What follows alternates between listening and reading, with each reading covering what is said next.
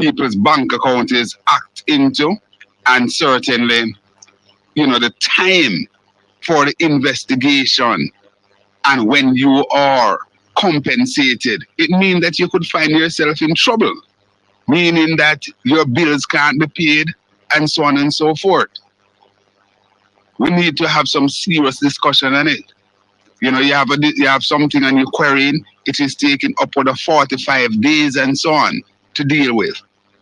These things are untenable. I understand truly, really and truly, that investigation has to take place. But 45 days and counting, how do you eat? Anyhow, let me officially introduce the program. Welcome to Straight Up. I'm Conrad O'Brien, they call me the fireman. It's indeed Thursday. I'm sorry, today's what the Wednesday.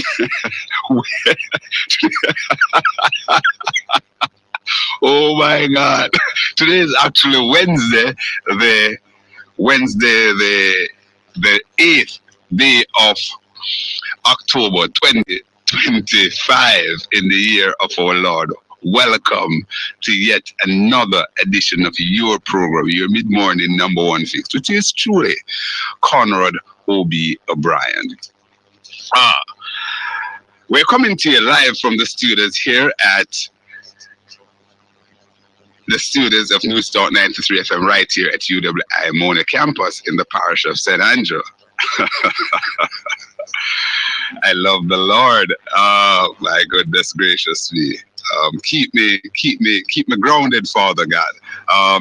The numbers to call 876-212-9824, 876-462-0919. To listen to us on your smartphones and device, please go to the Apple or Google Play Store and download the News Talk 93 FM app. We also stream live via www.newstalk93fm.net. Go follow us on the various social media spaces. This morning we're indeed up and running on the Conrad.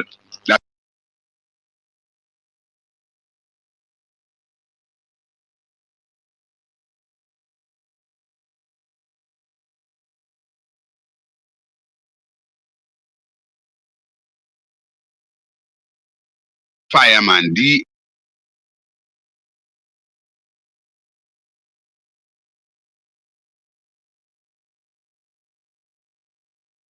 Conrad.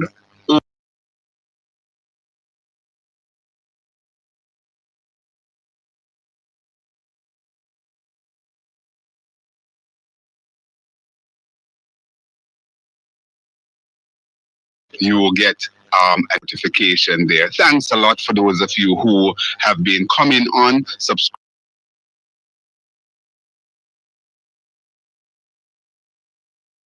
Keep the page active.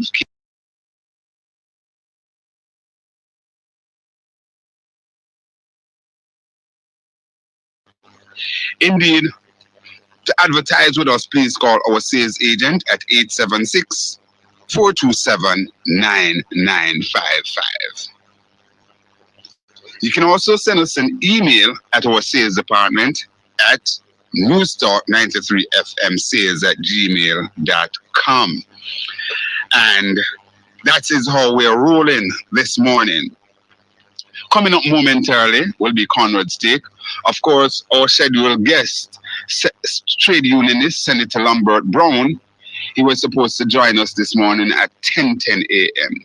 We're still expected to be joined by Senator Brown. However, I think he will be joining us a little later in the program because he does have an emergency meeting to deal with some union matters and so on that he will be engaging. So we're expecting to join Senator Brown somewhere after 11 o'clock or so.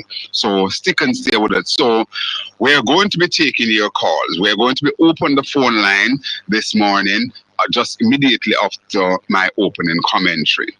And we are inviting you to jump on there.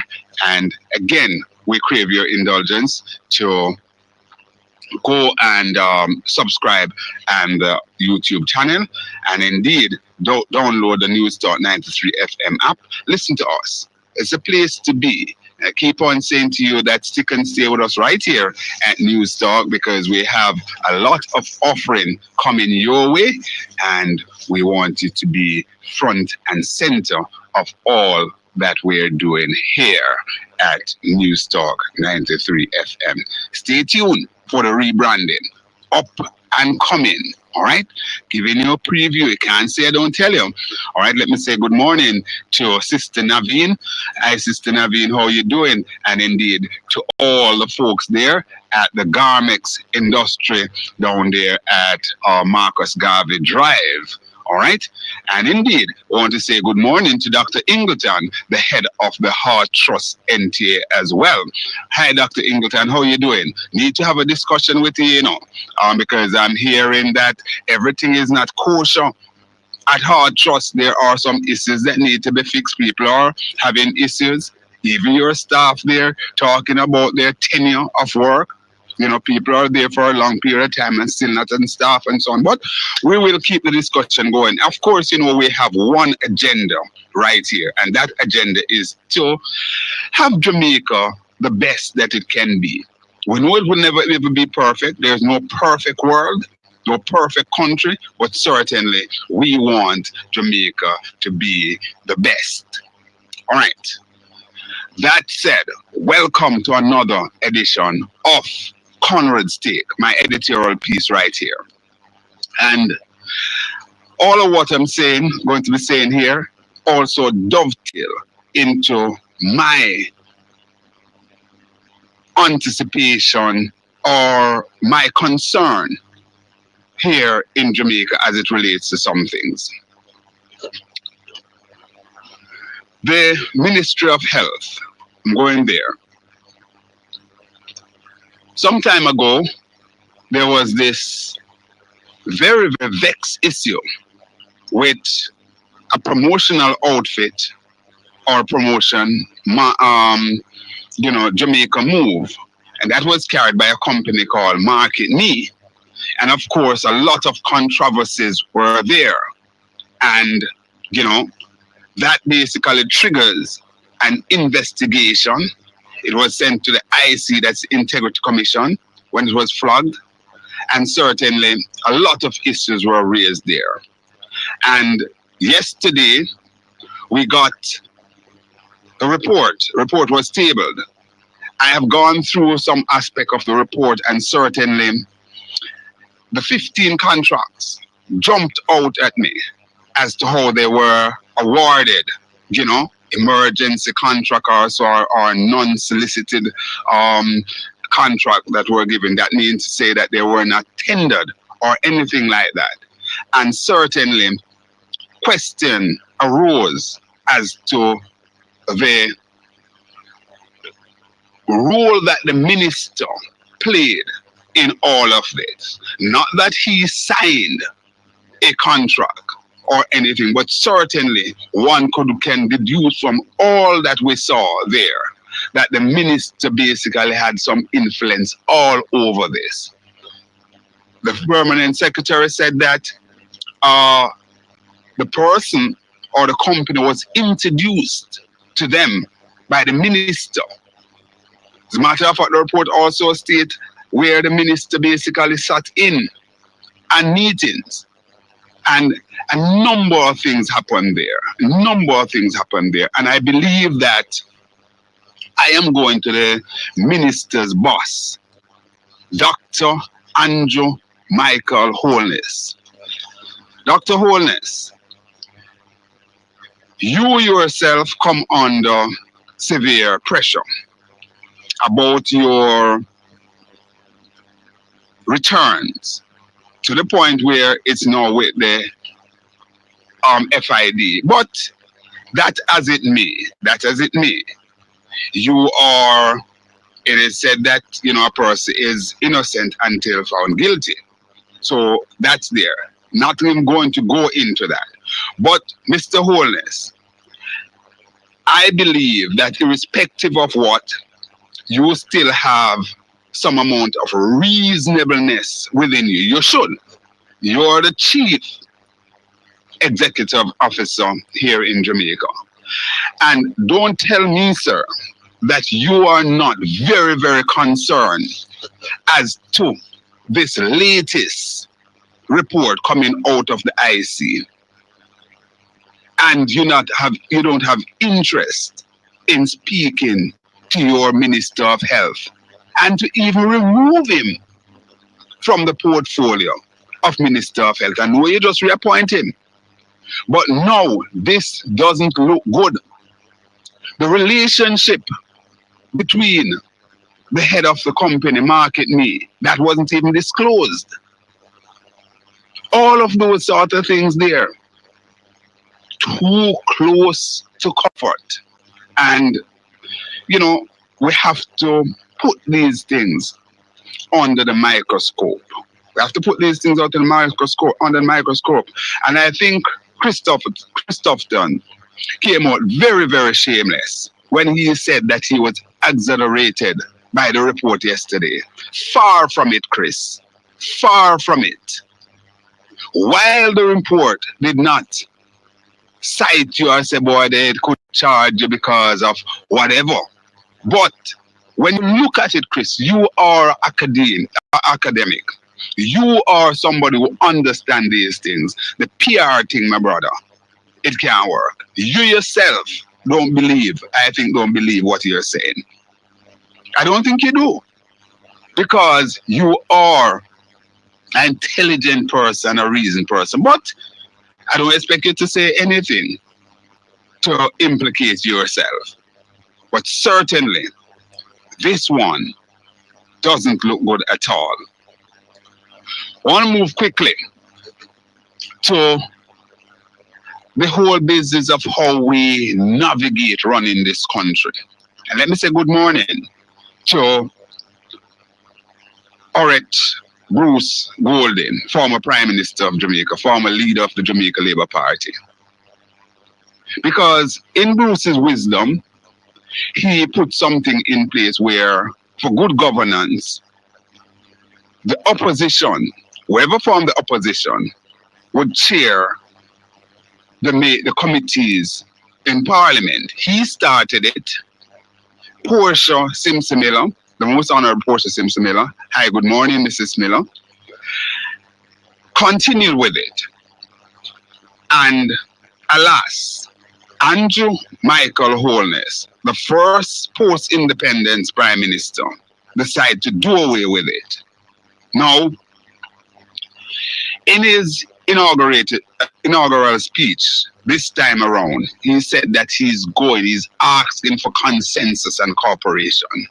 Mr. Holness, there is a way that you build consensus, sir, and get cooperation. One hand can clap. Return these committee back to be chaired by the opposition. So my good friend Floyd Green, flexing his muscle and so on, to the point where he basically shut down the whole meeting on that yesterday, because they were sort of to and fro. He said that he will be talking to his opposite number, Philip Paulwell, leader of opposition business, and so on. And I'm hoping that that talk don't just come about with Philip and Floyd. I think this is a discussion that the Prime Minister, the chief servant, need to weigh in on and say, listen, I am going to step in here and I will honor my predecessor, Bruce Golding, because he saw this as something good to move Jamaica forward. We can't just basically be dealing with this lip service thing, you know. Jamaica is crying out. Jamaica is crying out. We have to, irrespective of whichever political party we support, we have to look at some things that just make sense. That just really makes sense. I believe that these bodies or these committees should be chaired by the opposition.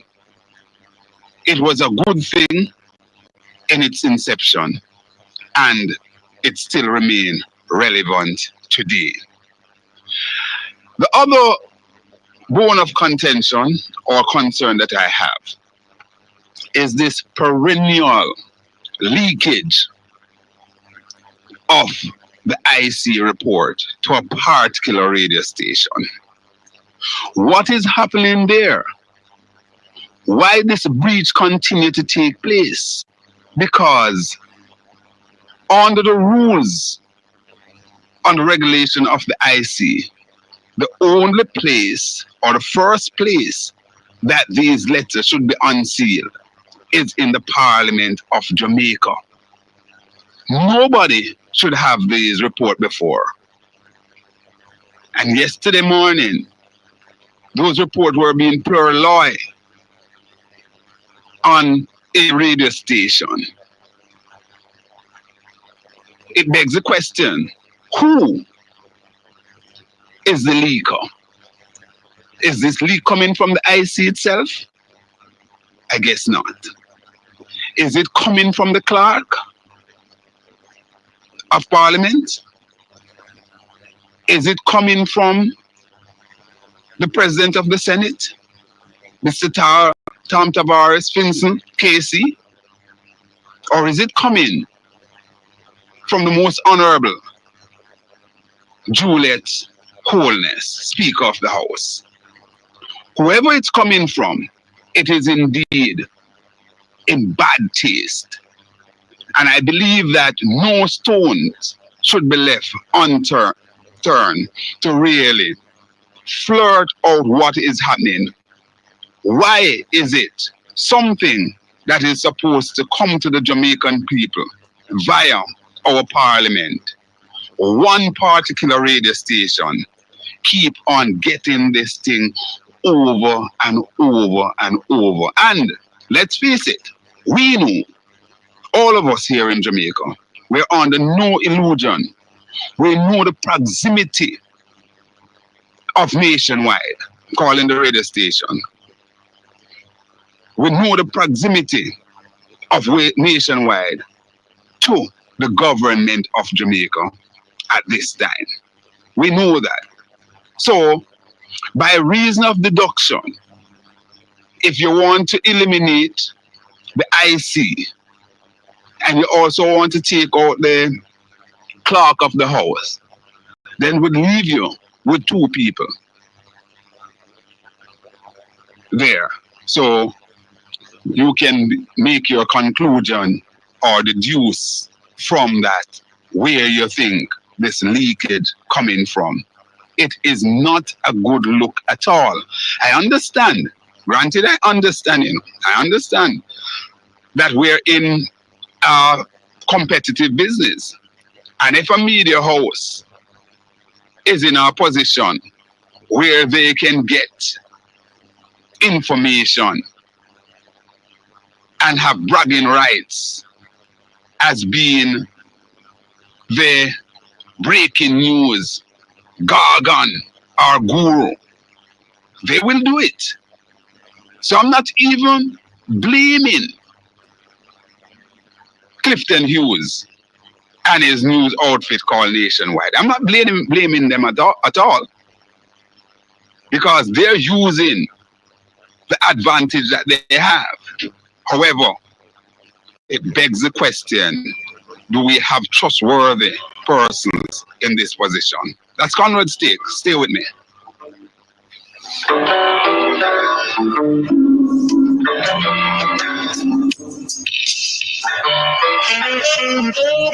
News Talk 93 FM. Heard everywhere. The time on News Talk.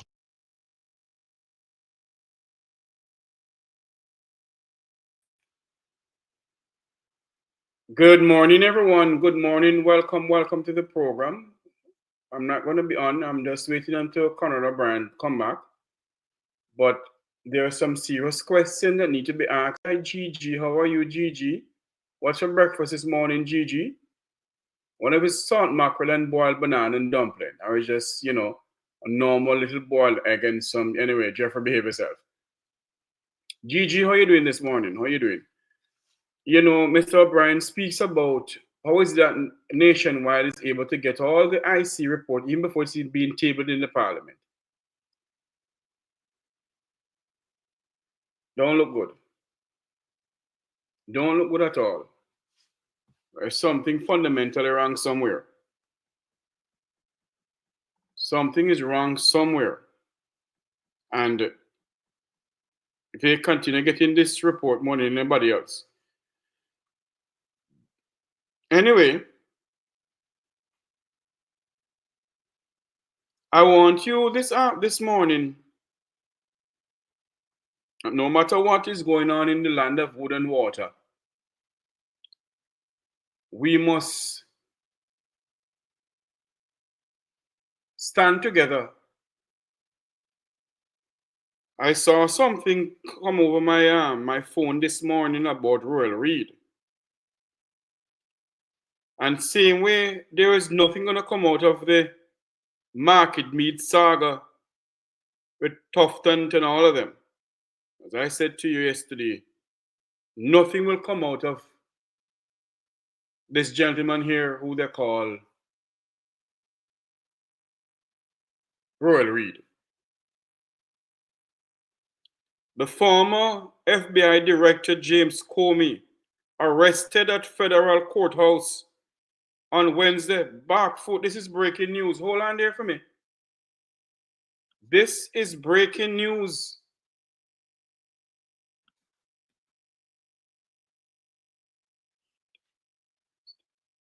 Sorry, arraigned. I do apologize. He's arraigned, not arrested. Arraigned at federal courthouse on Wednesday to face federal charges. Lord have his mercy. So many things going on around the globe.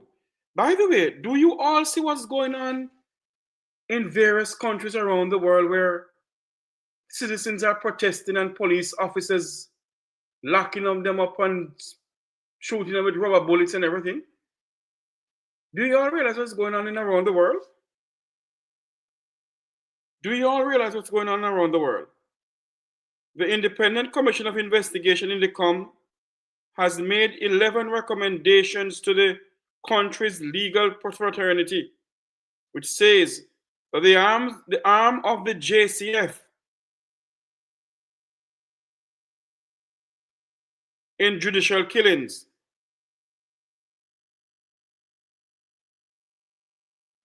the Independent Commission of Investigation is investigating from 2020 to 2025 judicial killings by the JCF. Wow.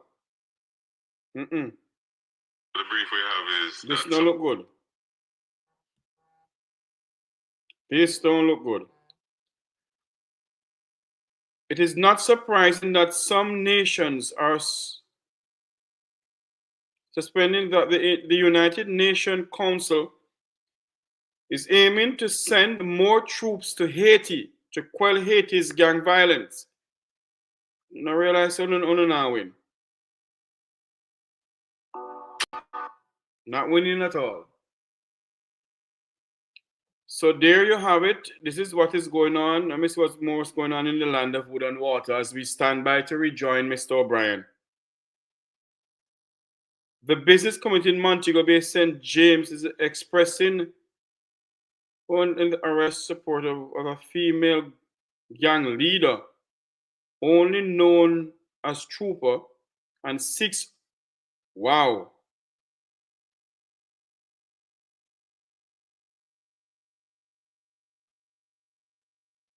A female gang leader robbed in Montego Bay. A landslide hit it. Whoa, this is going on right now. There's a big landslide in India. At least 15 people were killed on Tuesday after a massive landslide in India.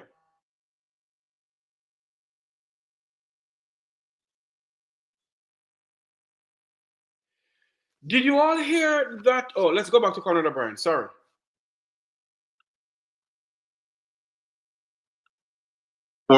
876-462-0919. And indeed, we're also streaming live on the YouTube channel. That's Conrad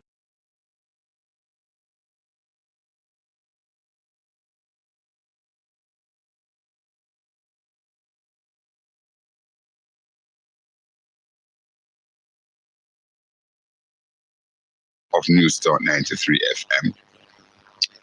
So we actually spoke about a number of things there, and we have to find a way to get consensus. And talking about this report, here is Christopher Tufton, Minister of Health and Wellness, on the front page of the Observer. Relief and regret. Tufton welcomes IC report into Market Me contract saga. Says probe has brought clarity to allegations. But Chris, what happened? The allegations. I think what happened is that while we get what we have now from the report, it is more pointing. We were operating under some allegation, some suspicion, and so on. But now, I believe the report has given quite a bit of clarity there. So the article goes on to say, Health and Wellness Minister Dr. Christopher Tufton on Tuesday welcomed the Integrity Commission conclusion that he was not directly involved in the award of $15 million contract to Integrated Communication Agency Market Me, and express regret at any hurt to reputational damage that the matter may have brought to other individuals. Well, this is one that certainly not going away at all.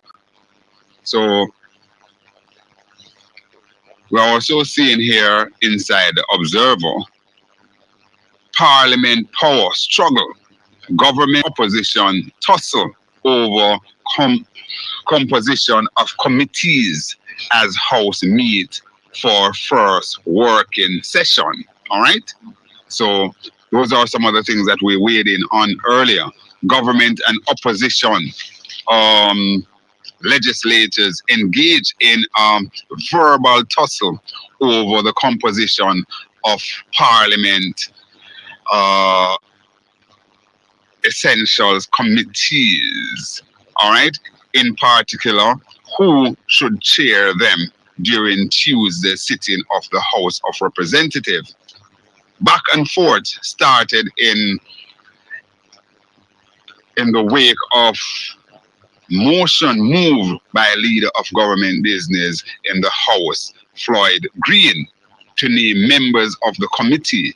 So that article is on page 3 of the Observer. You can go there and look at it in more detail. Okay. I see Knox Health Ministries use of direct contract procurement. All right. And it's basically quite clear as to the issues there. And we're seeing a picture here of the whole market me scenario with people exercising and so on.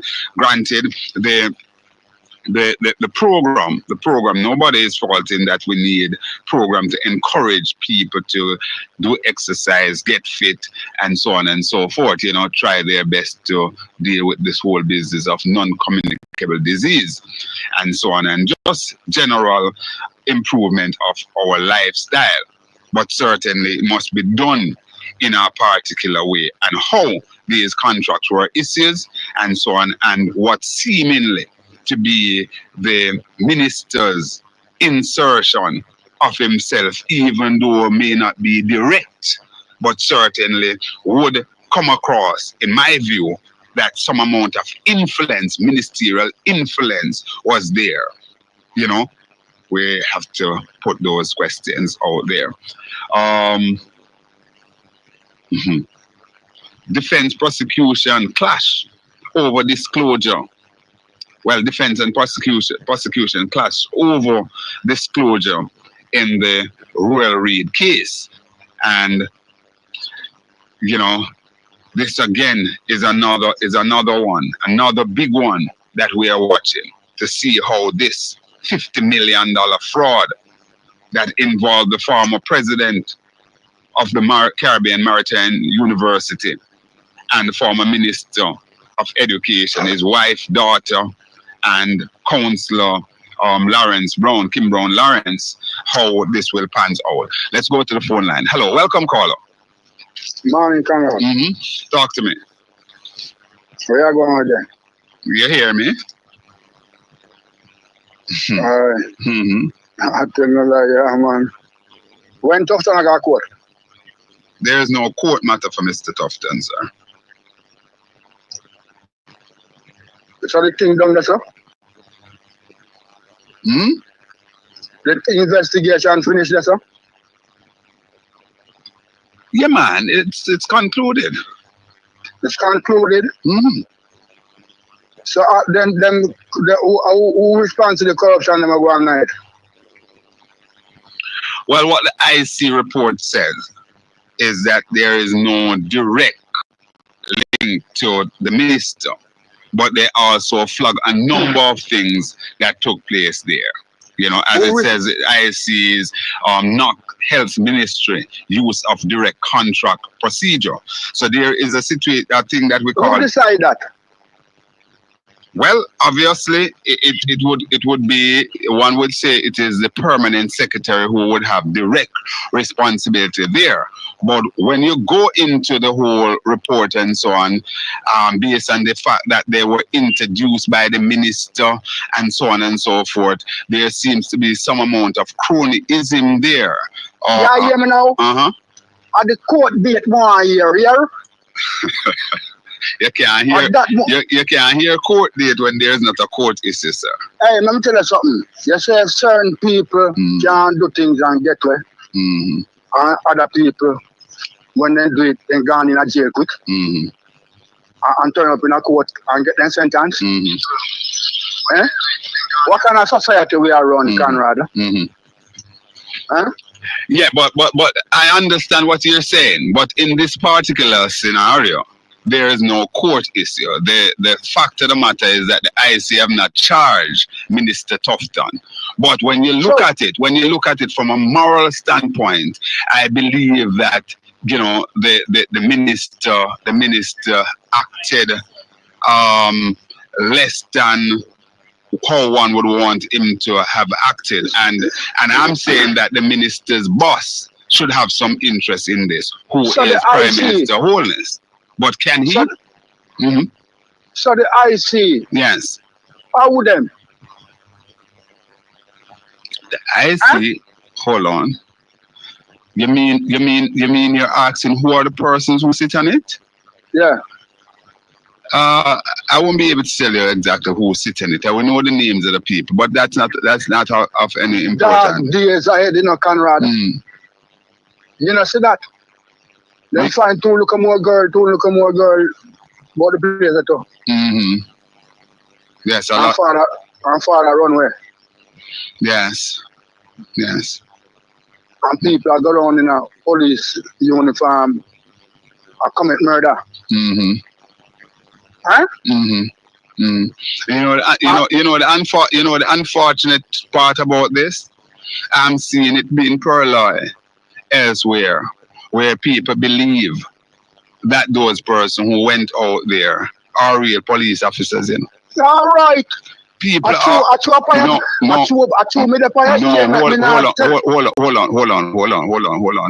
I am not going there. I have no evidence of that. I'm saying that it is unfortunate. It is unfortunate. Hold on, Africa. It is unfortunate that people have such a low trust deficits of our police officer that they would even think that. Where we are Or going some now? of our police officers. Let me We are, qualify we are, that. we are, where are we going now? We can't trust nobody again. Eh? All right, Africa. Thanks for your opening salvo this morning. It's good to be here. All right, respect. All right, it's now 9:44. 16 minutes going up to 11 o'clock. You're in tune to Straight Up right here with yours truly, Conrad O'Brien, the fireman. Indeed, we invite you to check out the Conrad OB, the fireman YouTube channel as well. We're streaming live there as well. Hello, welcome caller.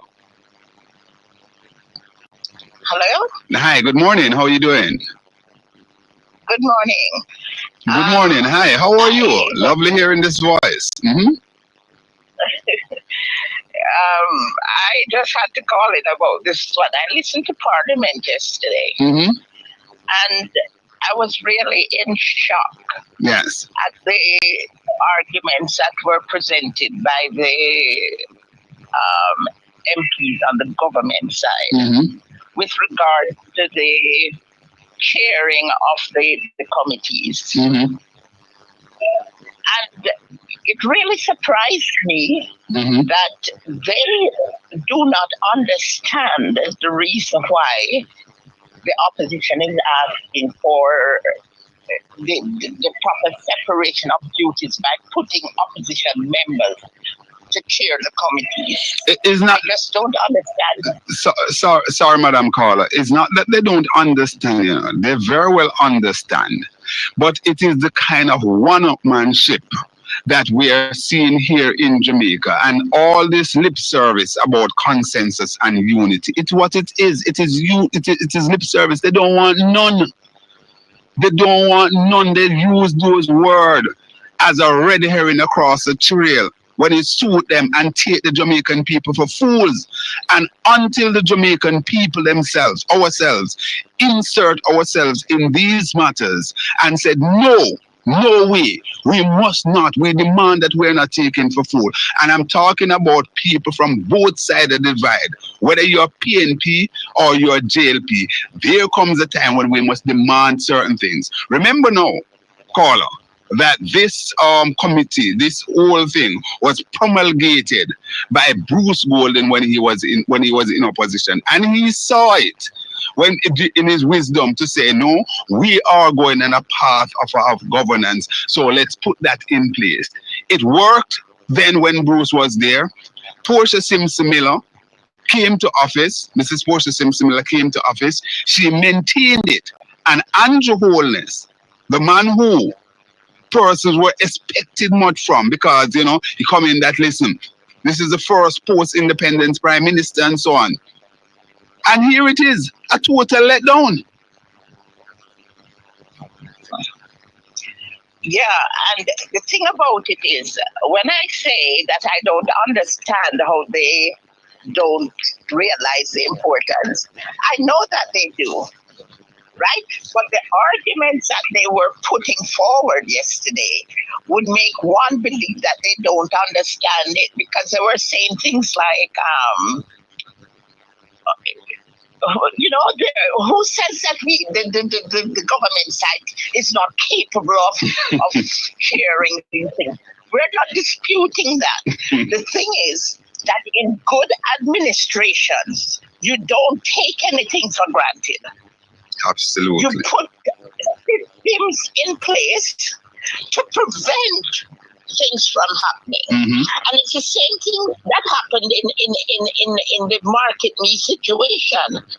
Because if they had proper system, did I hear you say that? Hello? Mr. Tom, the Market Me people to them because he knows them. But he was able to sit in on the discussions. Did you say that? Yeah, well, that's what coming in. That's what came out of the report, that he at least sat in some, maybe one meeting or so, or one deliberation there, along with the principal. There should be this thing in place where he should have excused himself from the deliberations, and had that happened, the conflict of interest might not have been there. But also, you have in terms of the direct, it starts from a place of the direct introduction. The permanent secretary himself said that he was introduced to the person or to the company by the he said by the minister. Yeah. Mm-hmm. By the minister who was a friend. Mm-hmm. Who was a friend. That is where all the conflict of interest is. And then to complicate the matters, he sat down in at least one of the deliberations. And we also understand that the disclosure was not made as to the relationship between the minister and the individual that heads Market Me. And that should have been disclosed. Mm-hmm. Why is it that they didn't? So it's that they might have had ulterior motives. And the thing about it is that you have to put these proper systems in place before something happens. Okay? And nobody's disputing whether the people on the government side can effectively chair the committee or not. But the thing is that we want to ensure that whoever sits there as chair, Mm-hmm. right, is not in any conflict with any of the decisions that's going to be made. And we want to clear the conflict of interest so that when we get a final report from the committee, we know it's a fair committee and we know that it can be trusted. Right? And having the opposition sitting on those committees as chair does not, because the chairman is not really making the final decision about what happens. No. It's a decision that takes place in the meeting, right? And the thing about it is that you normally have more government members sitting in the committee than opposition members. So anything they agree on, the government side still has the authority, but it's that having the opposition chairing it is the proper thing. And one thing I should say before I go, yes, they should go to the Auditor General and let the Auditor General explain to them the importance of setting proper systems and control and to prevent any conflict of interest, any corruption, any fraudulent activities from occurring, and so that she can explain it to them why it is that the same people who are making the rules cannot chair the committee, make the rules, do this, do that, without proper separation of duties. Right? And I think we should have that Auditor General explain it to them. Right? Because it is really disgusting, because if this is administration, this is about proper administration. It's not about whether they can do the job. Yes, it's to prevent anything wrong from occurring, so that your administration can be looked up as a well-run administration. I don't know what is going to happen soon, because one of the things, and people are wondering right now, who will bell the cat, so to speak, because here it is. Based on what we're seeing out of this IC report, from all accounts, I believe that Chris should be relieved of his duties. But is the Prime Minister strong enough to do it? And will he do it? Will he do it? I guess not. And also, will the Prime Minister also step in and say, listen, we're seeking consensus and unity.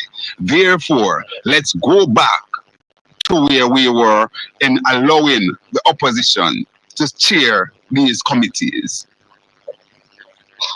And at least in all of that too, he will also be honoring one of the things that his predecessor basically thought that was something to create good governance here in Jamaica land we love. To make matters worse, the leader of government business, because they didn't want to come to a decision about, okay, we will allow let's allow the opposition to clear things, right?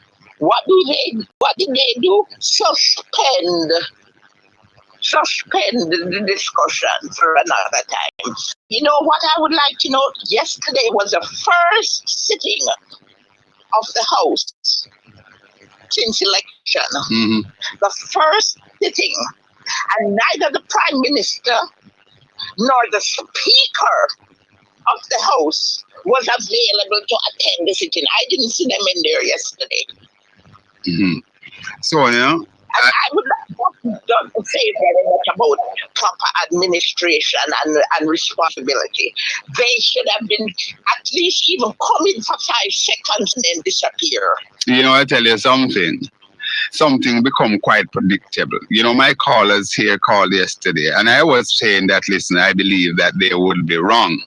They actually predict that Mrs. Holness would not be there, the speaker would not be there. They also predicted that the PM may be missing as well. And you're confirming that they were missing in action. Don't know the reason. Haven't received any reason as to why they were missing. Don't know. Maybe they were sick. Maybe they weren't feeling well. Or maybe they had other more pressing. Maybe they had more other pressing engagement. No, that is the only thing. The only thing that should excuse them from being there yesterday was illness, because they are aware. Mm-hmm. They are the ones who agreed to the first sitting and blah blah blah. So they should not make any other arrangements. Yeah, you're on point. You're on point. They set the dates. Mm-hmm. The date. Mm-hmm. Mm-hmm. Okay, so I can understand sickness. And if they were ill, they should have sent in something to Parliament yesterday, because it was the first day. Just even though there's nothing that case that they do that, but just to show how responsible they are, they should have sent an excuse into Parliament and have it read to the people of Jamaica that we apologize for not being there, but we are. Jamaica not operate the way they do, Sonia. Prime Minister, Speaker, House, and them believe them a boss. The Parliamentary believe them a boss to the people and so on. It is a sad state of affair, but unfortunately, that is what it is. And you know what, Sonia? Most of us are too many. I won't say most, but too many of us here in Jamaica believe that, I know nothing and it's all right. Them not for there are people who right now who listen in us on who are upset with you even putting this kind of idea forward, I can tell you that. I know. Mm-hmm. I know, but it's just principle. It's the principle, and these are the leaders. It's not somebody down at the bottom of the line. Mm-hmm. These are the people who are at top, and they're supposed to set the example because in private industry, we can't do that. Yes. In private industry, we can't just, because you're up here, you can just do that.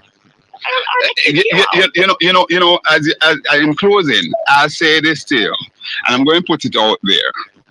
I'm putting it out there to the private sector organization of Jamaica, through to no less a person than its president.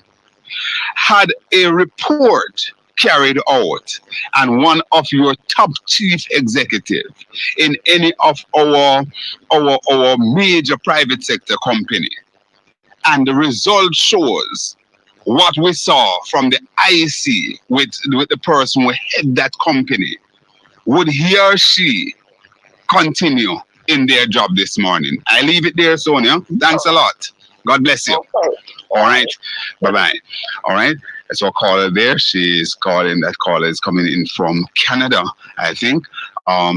Thanks a lot for weighing in. And indeed, these are the kind of discussion that we will have and will enjoy having here, weighing in, conscious discussion that basically looking at things, not in our partisan way, but things as to how we move this place called Jamaica forward. We had a desire for Jamaica to be the place to live, raise families, and do business. I think that came in during Portia's time or before in that time where that was set. Certainly we dropped the ball. We are nowhere there. How far off are we, and what timeline are we working with now? Because certainly, as it is right now, that's a pipe dream. All right. We continue to take your calls, 876-212-9824, 876-462-0919. So, as we're talking about that now, so the matter has remained in the public domain for several years, and at times has caused unfair doubt, not only on my own integrity, but also on the reputation of others involved, including members of the ministry and legitimate contractors, Tufton said in a statement issued after the Integrity Commission. Well, I dare say to you, Mr. Tufton, that right now it is even more pointed than even before. Let's go to the 10 o'clock break. So come.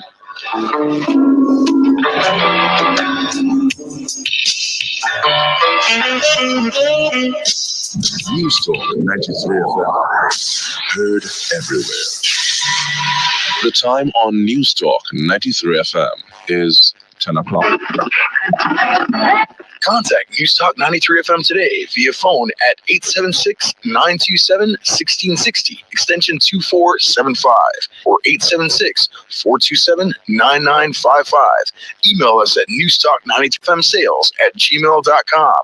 Visit our website at www.newstalk93fm.net. In the U.S., national security news can feel far away from daily life. Distant wars, murky conflicts, diplomacy behind closed doors. On our new show, Sources and Methods, NPR reporters on the ground bring you stories of real people, helping you understand why distant events matter here at home. Listen to Sources and Methods on the NPR app or wherever you get your podcasts. Live from NPR News in Washington, I'm Corva Coleman. Former FBI Director James Comey is scheduled to be arraigned this hour in Virginia. He faces 2 federal counts for allegedly making a false statement to Congress and interfering in a congressional investigation. Comey has maintained his innocence. He's also a critic of President Trump, who has been demanding that Comey be prosecuted. NPR's Kerry Johnson says Trump's repeated insults of Comey could play a role in any trial. Donald Trump will not be in the courtroom, but he could be a main character, especially if Comey and his lawyer decide to make an argument about selective or vindictive prosecution, basically that Comey would not have been prosecuted except for Trump's antagonism. The president's own words on social media and video could help advance that argument. NPR's Kerry Johnson reporting. This is day 8 of the federal government shutdown. Democrats and Republicans need to agree on a spending bill to end it, and no agreement is in sight. This means federal government workers are being furloughed. Some essential workers, such as air traffic controllers, are on the job without pay. But a new White House memo is raising questions about whether these workers will get back pay when the shutdown is over. From member station WAMU, Jenny Abamu has more. The White House is making the case that hundreds of thousands of furloughed federal workers are not automatically guaranteed back pay. The memo seeks to reinterpret a 2019 law passed during Trump's first term to protect furloughed workers, like Sarah Coburn at the National Institutes of Health. She still wants Democrats to hold the line. Am I afraid of that consequence? Yeah, of course. I have, dependents and a house and a mortgage and all those things, but I can't invest in every threat or I wouldn't survive it. Democratic Senator Chris Van Hollen helped write the 2019 back pay law. He says the statute is clear and, quote, there's nothing the administration can do to change that. For NPR News, I'm Jenny Abamu. Stocks opened mixed this morning as the World Trade Organization raised its forecast for international commerce. NPR's Scott Horsley reports the Dow Jones Industrial Average slipped about 13 points in early trading. The WTO expects global goods trade to grow by 2.4% this year, more than twice as fast as it had been projecting just a couple months ago. That's partly thanks to robust trade in computer chips and other products tied to artificial intelligence. Tesla is rolling out cheaper models of two of its electric vehicles. The Model Y and Model 3 will both list for under $40,000. Tesla's trying to recharge sales, which have been hurt by increased competition and political backlash to CEO Elon Musk. And gold prices continue to sparkle after topping $4,000 an ounce this week for the first time ever. Gold continues to see strong demand from anxious investors seeking a safe haven. Scott Horsley, NPR News, Washington. On Wall Street, the Dow is now down about 6 points. You're listening to NPR. High-level talks open today in Egypt to try to end the war in Gaza. President Trump's son-in-law, Jared Kushner, will be there, so will his envoy, Steve Witkoff. Qatar's prime minister will also join. Hamas negotiators say they're seeking guarantees from the U.S. that if they release hostages, Israel will put a final end to the war. President Emmanuel Macron is searching for a way out of France's political crisis. He's trying to avoid dissolving the French parliament and calling fresh legislative elections. NPR's Eleanor Beardsley reports Macron told his outgoing prime minister, who resigned Monday, to find a last-minute agreement among the divided political parties. Political scientist Corinne Meloul says France's Fifth Republic has a two-round voting system meant to elect one majority party, that of the president, which then governs. But she says it's no longer working in France's increasingly fragmented political landscape, where there is no majority in agreement in the center and the largest voting blocs are on the right and left extremes. The two do not work together. There's no political culture of compromise like Nordic countries, Italy, Germany, where you have coalition. Good morning once again, members of this noble Make We Talk channel. Students and well-wishers, thank you all very much for joining us. You know, I'm here thinking and listening to the callers on Conrad show. And you know what came to mind? The Prime Minister and the Speaker of the House of Representatives, and by extension, the politicians of Jamaica, has no respect for the Jamaican people. As the late Wilmot Mutty Perkins always said, the center cannot hold, mere anarchy upon the land. The blind can see and the deaf can hear. Jamaica is becoming a failed state. This country that we call Jamaica, the land of wood and water that we say we love, it is becoming a failed state. And it is not caused by those who lead this country, and it's caused by us, the people. Because we sit down and we allow these people to wreck this country. We allow these people to get away scot-free with anything that they do. And quite frankly, I have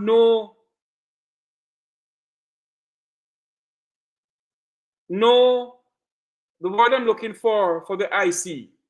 I have no regard for the Integrity Commission. I don't trust the Integrity Commission. And I ask the question, why are we using taxpayers' money to fund an entity? And from the inception of the entity, not one single politician has been charged. What sense does it make for us to have an Integrity Commission where the Jamaican people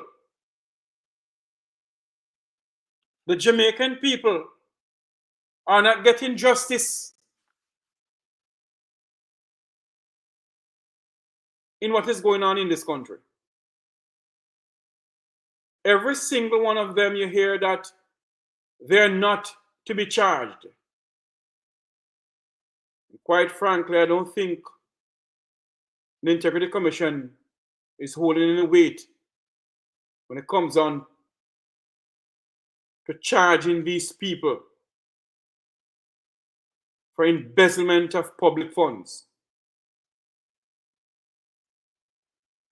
And many of us in this country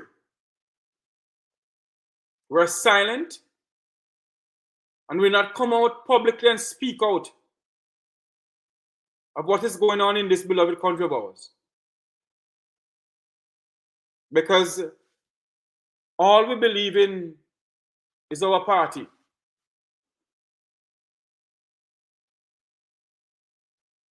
That's all we believe in. My honest opinion, that the Integrity Commission has failed the Jamaican people. That's my honest opinion. Although we may not know the details of what the Integrity Commission may have in their arsenal when it comes on to investigating these people. But don't tell me that from the inception of the Integrity Commission, not one single person who is accused of having their hands in public kitty, no permanent secretary, no persons at all, no politician, no permanent secretary, no one has been charged, dragged before the court, and who must get locked up, get locked up.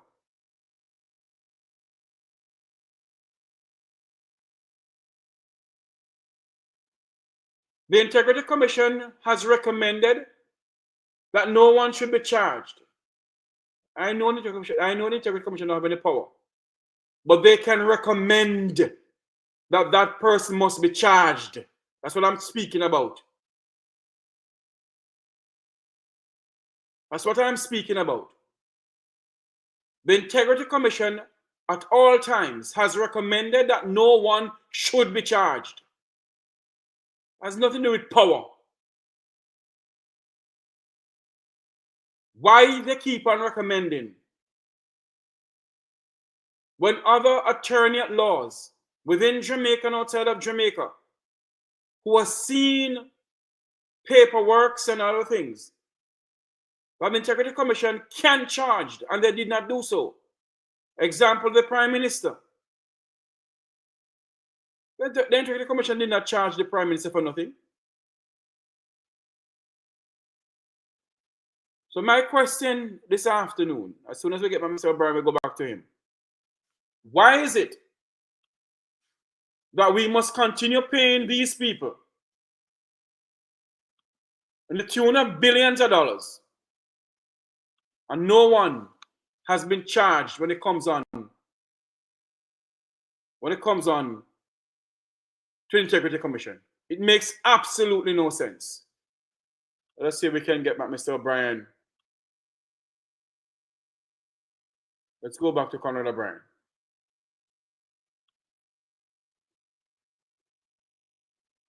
Is not honorable. All right. And Adrian Grant is saying, good morning, my friend. Hi, Adrian. How are you doing? And Miss Mishi 177 saying, hi, Conrad, listening from the Cayman Island. All right, nice to have you. Please go to the Conrad OB the Fireman YouTube channel, like and subscribe there, and please touch the notification button so whenever we are on, you will be getting your notification. I want to say hi to Colin Bell over there in Portland. Colin Anthony Shaka Bell, my partner, my brethren, my friend and colleague. Hi Shaka, how you do? All right. And also your partner in crime, Natalie. How you doing? The numbers are 876-212-9824, 876-462-0919. We having a call there, Madam Producer? Not yet. All right. So the lines are open and we take your calls. Carl Shaw is also weighing in.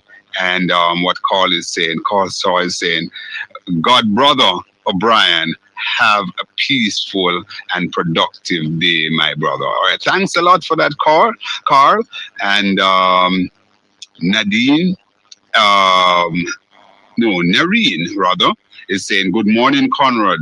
See, I told you yesterday that Juliet would be missing in action. Yes, I must confess you did say that, but I'm getting here from my producer, and we're seeing where Mrs. Holness, the Speaker of the House, she is and government business, I think. And government business in Barbados. So that's the reason why she was absent. I don't know the reason why the PM was in the parliament, but certainly that's the information that we're getting, why the Speaker of the House was absent. And I want to read a little bit of this from as it relates to the defense and prosecution clash over disclosure in Royal Reed case yesterday. All right. So we will be after this call also, whenever I get the time, I will basically be interspersing some item from the paper as we go along to keep you up to speed there. Let's go to the phone line. Hello, welcome caller. Morning, Ogie. Hey, how you doing, Marshy? Talk to me. Tough chance everything was above board, eh? And the IC not saying do anything wrong. The IC did not finger any charges against Christopherson and so on, but certainly, Marsh, you would be somewhere under a stone or so on to basically look at this report, go through it in any way, and believe that there wasn't some kind of ministerial influence in it. Hold on, Obi. You mean how much contract? 72? No. The long and short I can only one. It's not market me. Between him and his sweetheart. Well, I don't. Well, that is said. Oh, that was it. Yes, that was his girlfriend. Hey, yeah, man. When I go on the bush, man. When I get man. If you don't want a sweetheart, same wife, me to it. Well, put it this way. What I'm saying, I think that is out there. No, it's no public consumption that he and the young lady had some of intimate relationship. Yes, man. And I them get all of the car and nothing. Any of them put out the tender. Mighty God. But guess what? When you have a prime minister who is not certified by the body who should certify him, this is what you have. This is what you have. The prime minister is not certified, you know. What come across, Marsh, it begs the conversation, or it raises the conversation rather. Is the prime minister really and truly in a position where he can speak frankly to, for example, his Minister of Health and this particular one? He can't. It was actually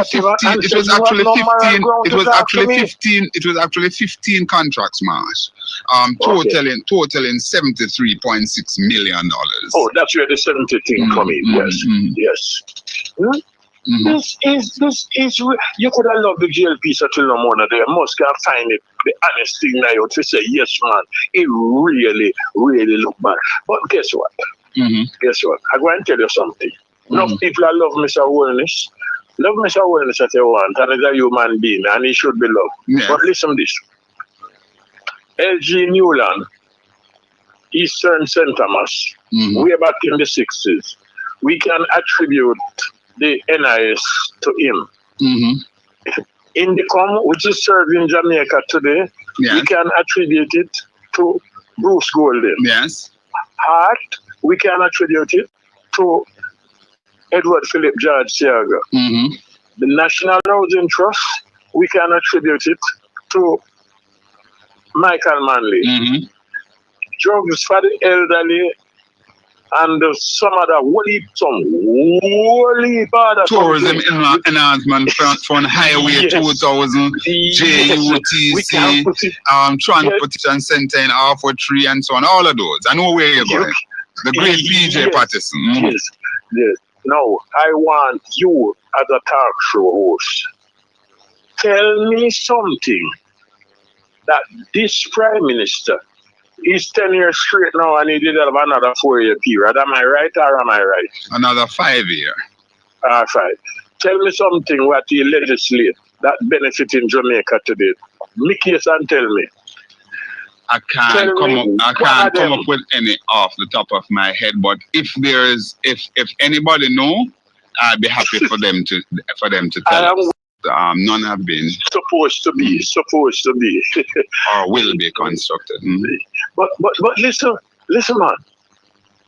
This prime minister, this regime, the man bring back all the men them who fingered in some hanky-panky, where he did move them and put them up, dump them up a big yard, with around him. And the man bring back all of them people here in the thing now.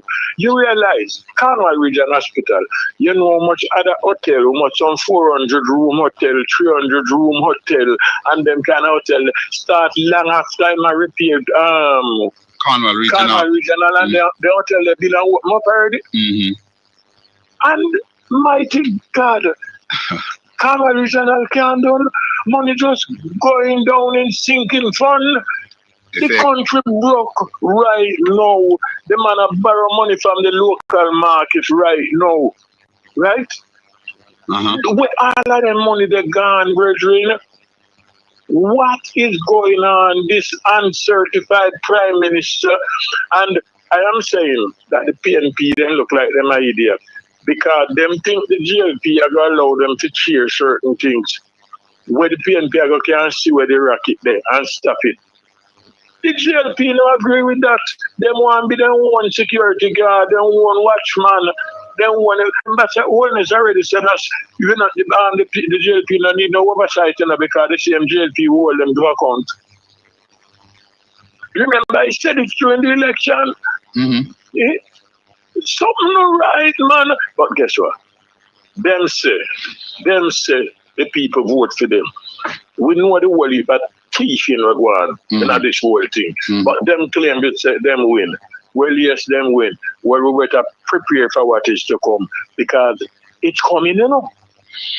Well, sir, it's coming. It is coming. All right. One thing with my listeners, you know, some of you guys have some serious crystal balls, you know, so I have to listen to them. You better believe it.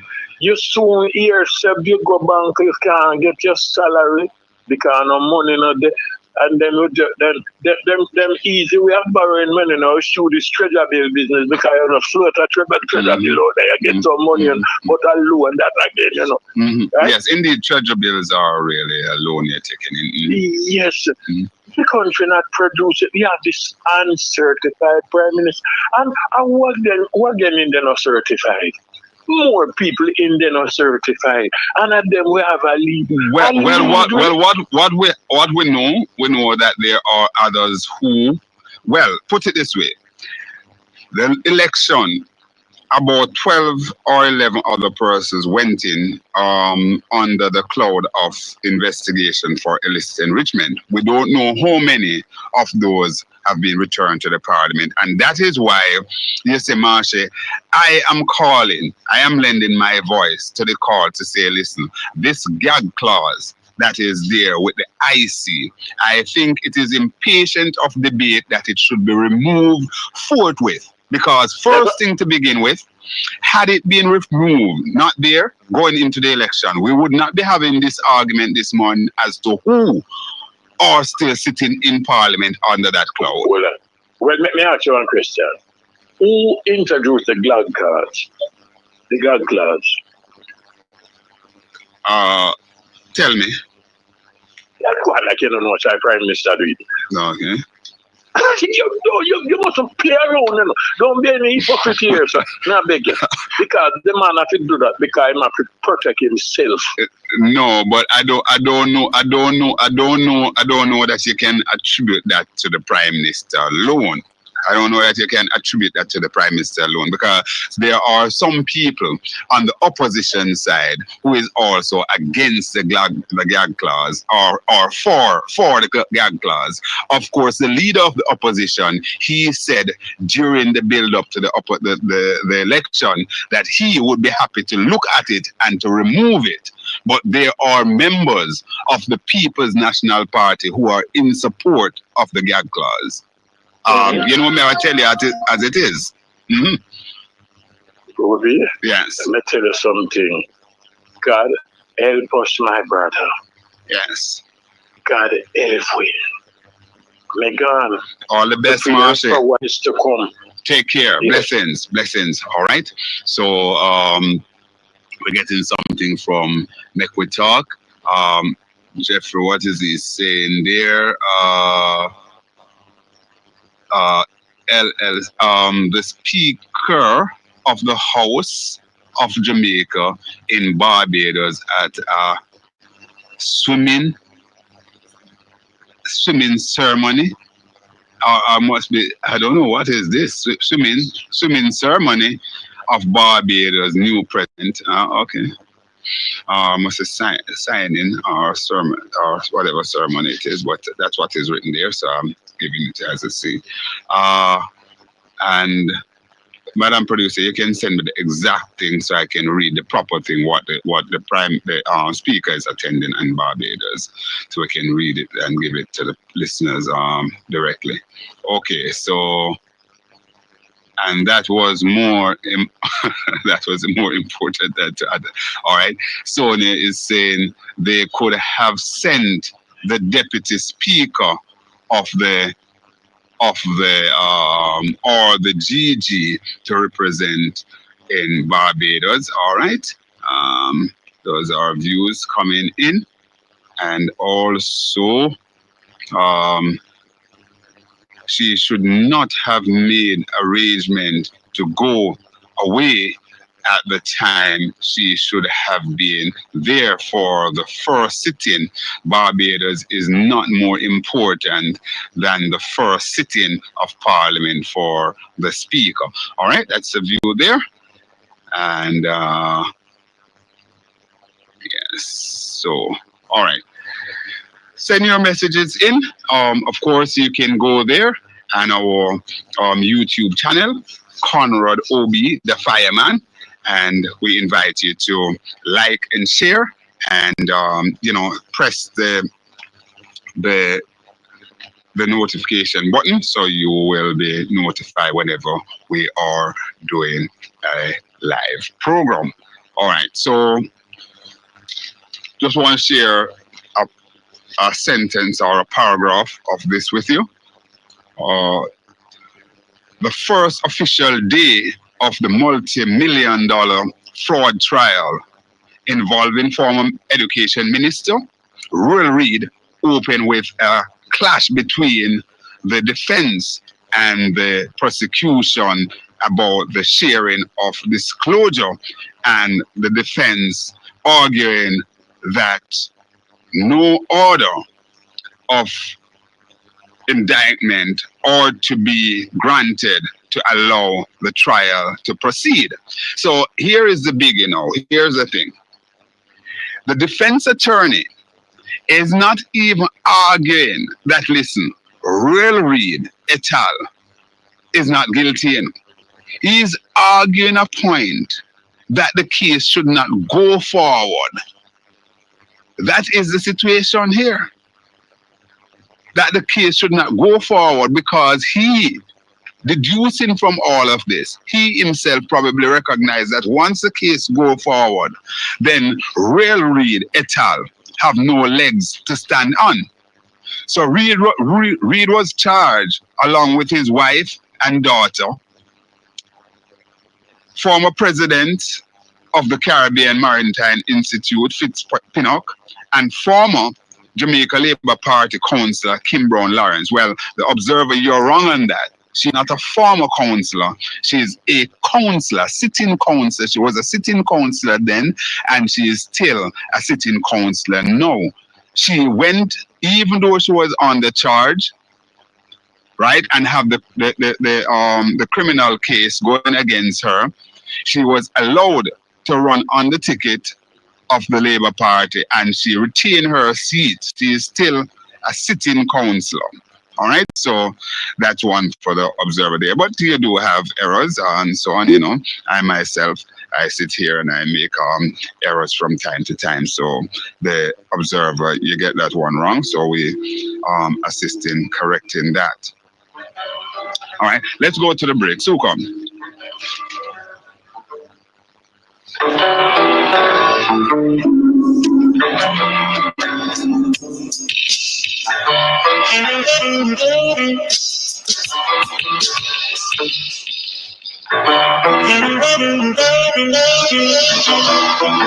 News Talk 93 FM. Heard everywhere. The time on News Talk 93 FM is 10:30. Contact News Talk 93 FM today via phone at 876-927-1660, extension 2475, or 876-427-9955. Email us at newstalk93fmsales@gmail.com.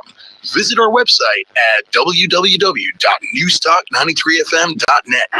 Property owners, pay your property tax arrears now. Visit your nearest tax office, Linstead Old Harbor and Spanish Town. Pay by cash, debit, or credit card, and take your TRN if you're paying by check. Property tax pays for street lights, garbage collection and disposal, parochial road rehabilitation, and beautification. Contact your tax office or the St. Catherine Municipal Corporation at 876-984-3111 or 984-3112. Avoid legal actions. Pay your property taxes now.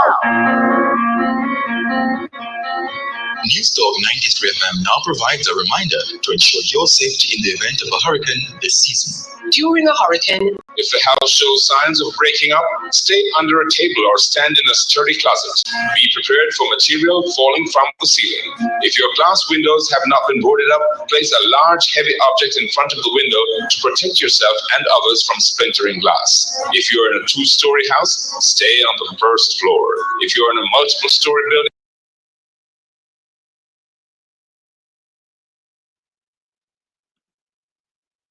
I'm sorry. Good afternoon or good morning again, ladies and gentlemen people.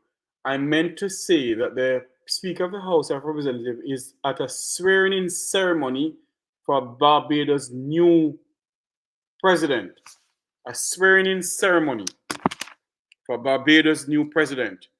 And 3 councillors, 2 from the opposition People's National Party and 1 from the governing Jamaica Labour Party, have been charged by the Integrity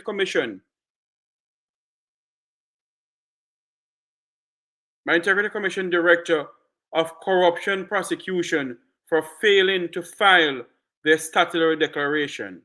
So news coming into us, all is old news anyhow, that 3 councillors, 2 from the opposition People's National Party and 1 from the governing Jamaica Labour Party, have been charged by the Integrity Commission Director of Corruption Prosecution for failing to file their statutory declaration.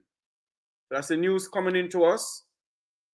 That 3 councillors, 2 from the opposition People's National Party and 1 from the governing Jamaica Labour Party, have been charged by the Integrity Commission Director of Corruption Prosecution for failing to file their statutory declaration.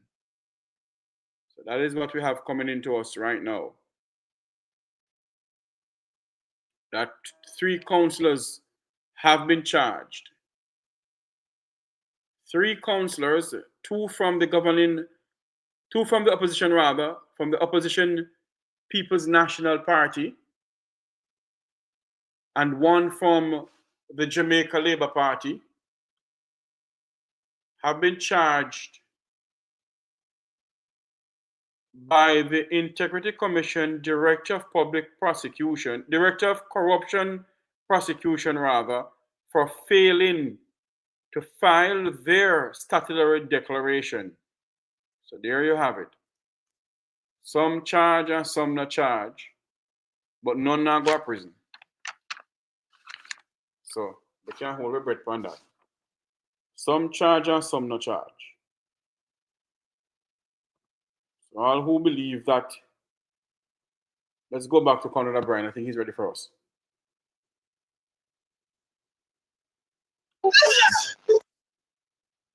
Welcome back to Straight Up right here at News Talk 93 FM. You're too rude. Hey. The numbers are 876-212-9824, 876-462-0919. Give us your take on what is happening in Jamaica and we love, or wherever across the globe. We are also watching what is taking place down there in the Middle East, the ceasefire. We're also looking at what is going on over there in the United States of America with the shutdown of the government of the United States, and we're seeing where a lot of people are being impacted there. The parks are inundated in terms of persons who work in those areas. They are not being able to be paid, so they are basically staying away. So a lot of things are happening. We're also recognizing where airlines are basically grounded because of what is happening. So a lot of impact of this shutting down of the government, the spend of the American government that's taking place right now. So those are things that we are watching as well. A major stalemate taking place there as Donald Trump and the Republican push to basically have major tax cut to benefit billionaires such as Elon Musk et al. So we are looking at those things as well. All right. And of course, Netanyahu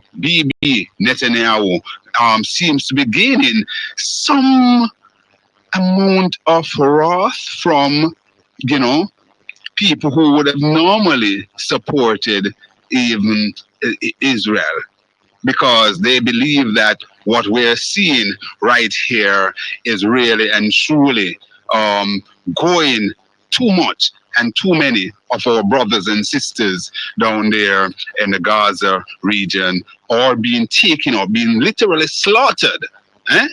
So we are watching all of those things. We are also very, very concerned with the, what seems to be the uptick in terms of our youngsters, our young girls being raped and murdered, also the whole business of depression, what is taking place down there yesterday. I think it's in Westmoreland again. This youngster, little boy, they said he has some issues there, and he told somebody that, listen, he wants to end his life.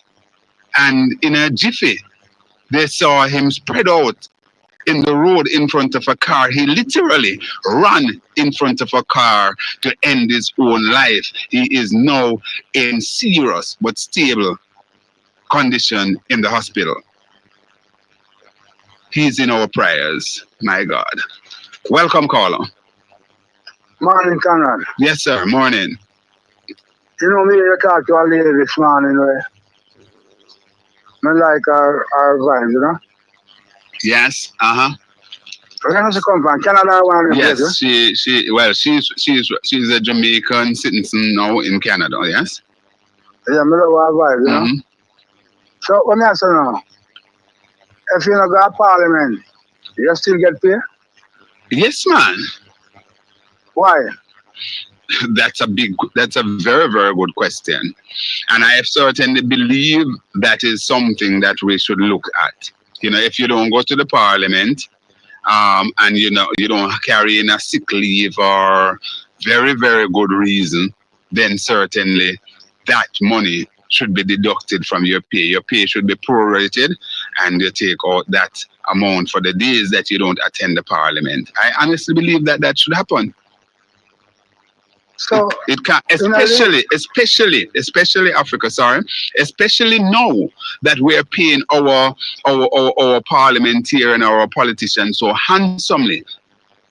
They have gained almost 250% increase or whatever the amount was, and so on. They must work fit, and they can't now go to Parliament and get paid. I think if I don't turn up for a session you should, a month salary should reduce for your something. No, I don't think that That is the way our business is important to we. No, but I think it would be unfair. A man can't stop from work for one day. You're taking your whole month pay. Yes, Conrad, a parliament that you know. No, they're human being as well. We have to be reasonable. Yes, Conrad, me not say nothing about that. No man, you say something about it. You say you go pay them whole month pay take away. Now me I say no. So all right. So another country parliament important more than our one. That has nothing to do with what you just said, Africa. Of course, no. Right? And I agree that, listen, we should basically work the thing that, our speaker, the speaker of the House, basically in for this new sitting, especially having so much new persons enter into the parliament and so on. I think she should be there. But that does not give credence to your proposal that if you miss parliament one day, you should lose your month's salary. All right. You made a good point here. You made an excellent point that they should pay. Money should be deducted from them. Our parliament have no power. For the first thing, it have no power for defend it. So, it does, No. But in addition to that, the first sitting, the prime minister and the speaker the first sitting. What kind of something that? I hear me now. The lady where they can read something case there. The politician lady. Oh, she's still in her politics. Good question, sir. She should not even be allowed to run when she's still in there. Because the system is flawed. There's nothing to stop her from being there. Yes, when I tell about the parliament there.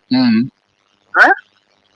Yes, when I just tell about the parliament, they can't help it. Have no use. Because some things are moral persuasion, sir, and not strictly law. So I don't think anything is enshrined in law for her being disqualified. You have two sides of people slung in there, the PNP and the JP, and allow those things. So what moral use them have? No, one of the things that you also have to bear in mind, if there are proposals that you put forward from time to time to put things in place, and our parliament run, apart from things that are deeply entrenched, right, or entrenched, you can really pass most things by a simple majority. So most things, even if the opposition, for example, put forward something, then the mere fact that they have the minority, then it means that the government of the day, and remember now, we are talking government of the day. So whether it is the PNP or the JLP, whichever one of them form the government and they wish to push through something, and it's just a simple majority, then it's just a matter of courtesy that it's really being discussed. Because you don't need the opposition to basically deal with it. What the opposition can do, the opposition can raise questions and so on and make noise so the people hear what they're saying. And that's what they must do and should do. So the people know, listen, we are batting for you, we are defending it. If the government sees it within their wisdom, to go ahead and pass something that is not beneficial to the people, then the opposition at all time should cry out and let the people know. Conrad, me and you out here and see this something was a big wrong bang. Me and you out here and see that as a big wrong bang. And it allow inside there.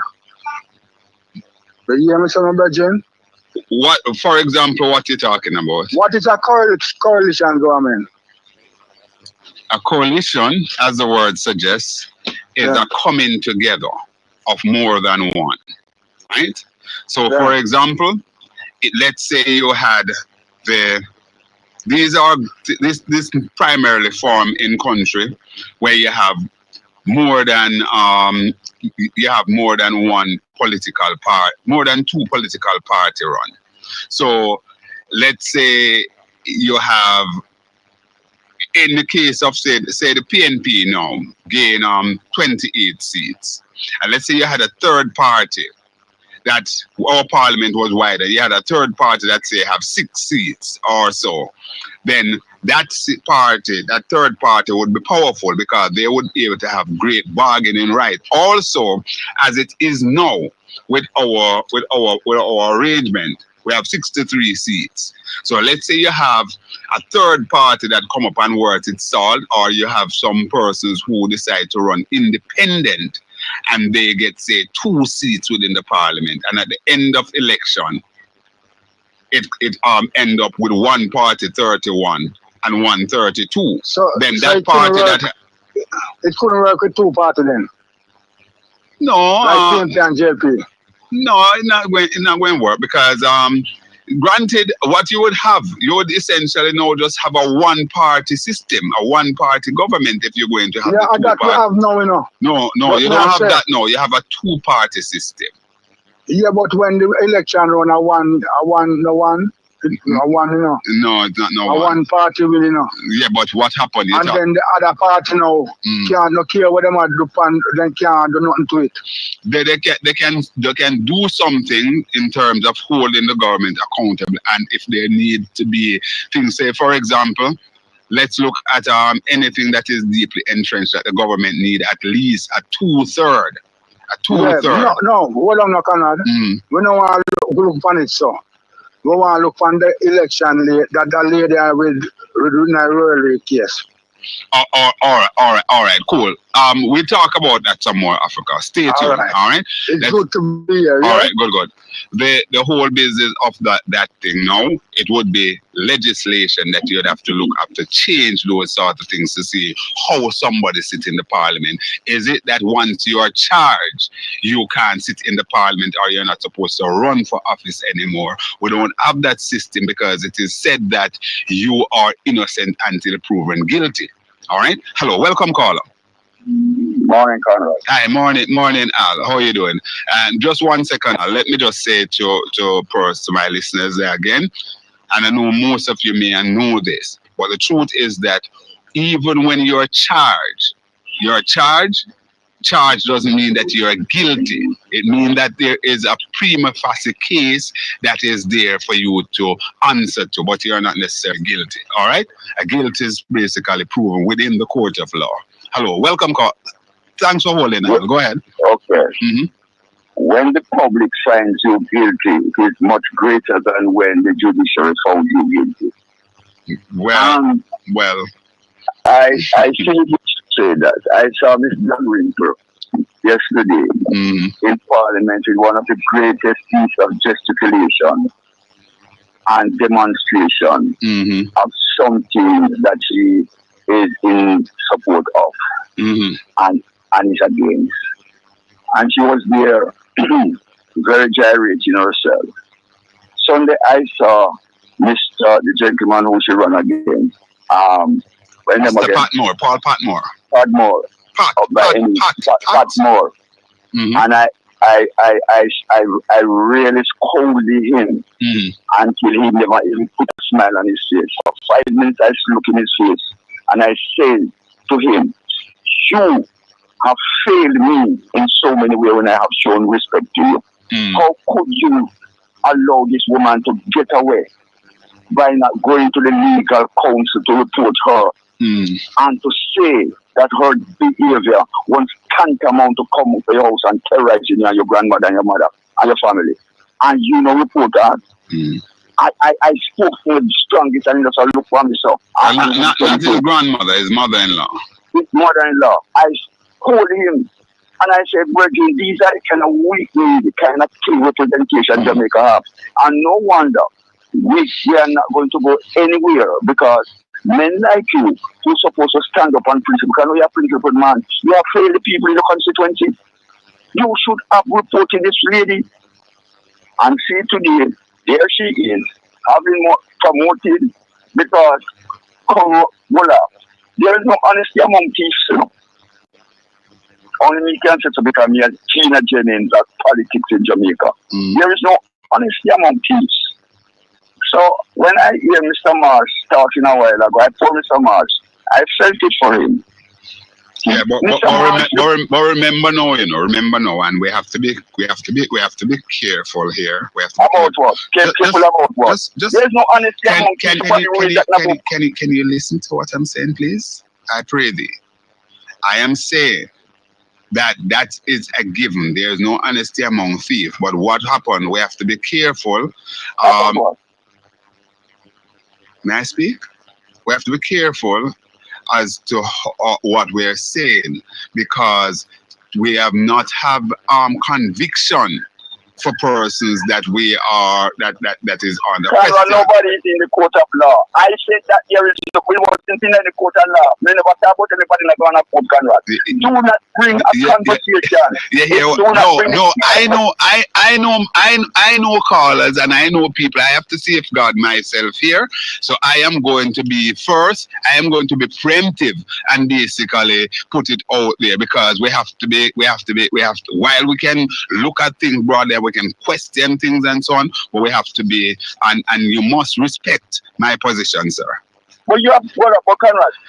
We're not going to deny ourselves, and that I said what hold on, sir. Please, I pray thee. I made a point, and I made a point generally for the way that I conduct my program here, and I am not shutting you down. You made your point, but I'm making a broader point to say to people that listen, we have to be careful how we trod, because at the end of the day, I have to cover my backside. I don't know who is putting. Anyhow, I'll please, just go ahead and stop the foolishness now, man. Conversation, you do not want people to answer the conversation that you create about covering another thing. I said, and I will say it, I said in a church up here today, there is no honesty among thieves. And I agree with that. Fine. Okay, let me move on. Good. And I am going to say to not go back in church tonight to teach Bible study. Don't go in tonight, go midday. Wednesday night, I teach Bible study, and there's no honesty among thieves. So the argument about wanting certain people to behave in a very honest way is not happening. This is not going to happen. This country, we see yesterday for Conrad, in the parliament, where Mr. Green stood up and had to suspend the discussion about farming committee, because Mr. Green knows that they cannot be any continuity in terms of trying in order to look back 20 years ago and wanting to blame it upon the opposition. The reality is that these people have the Bible said Satan is the God of our lives. And what we found out is that a set of people in this parliament that just keep looking back in a review mirror. They can't go forward. They have no answer, because God is going to confuse them.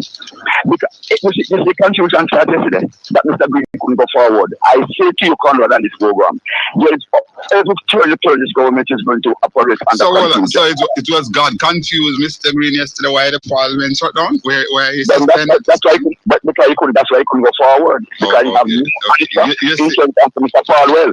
What Mr. Falwell was saying here is a precedent that was set by Bruce Bolin. And he had deviated from it, right? And he realized that he broke up into a wall, he couldn't go any further. So confusion, the confusion started, from the Prime Minister and his wife was there yesterday, did they? I didn't, no, they weren't. Well, fine. So confusion again. So it's just, as long as they are going to be in Parliament, I am asking God, the God of Isaac, Jacob, and Esau, to create confusion that they never do anything that. Let me tell you why.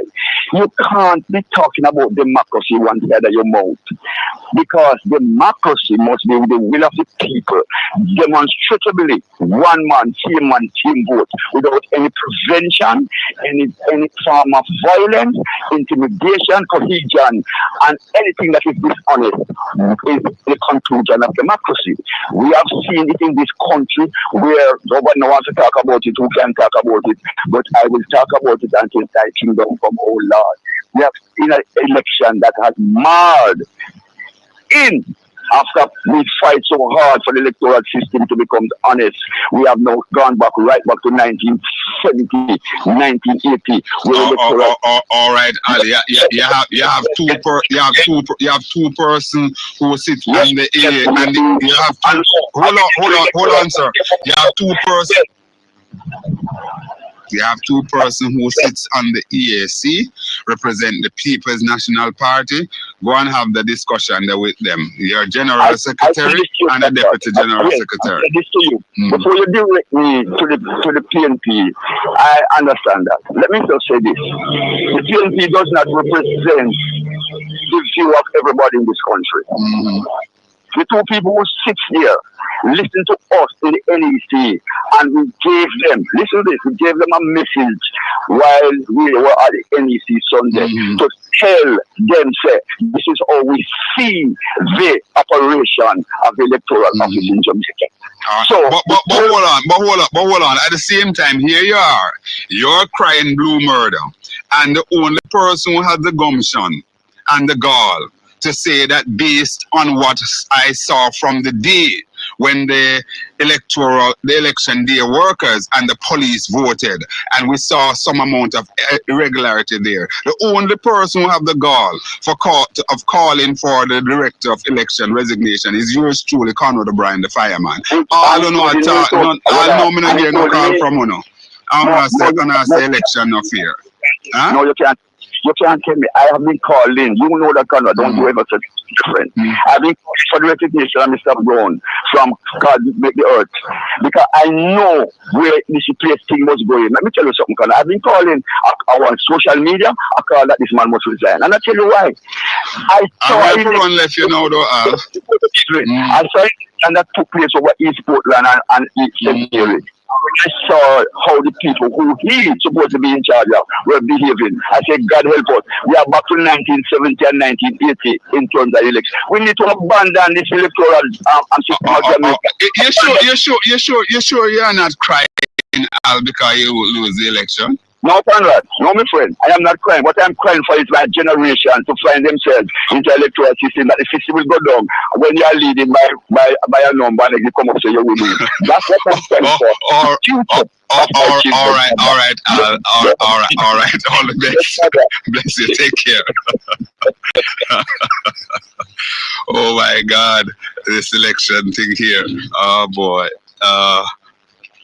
So this article here, charred remain.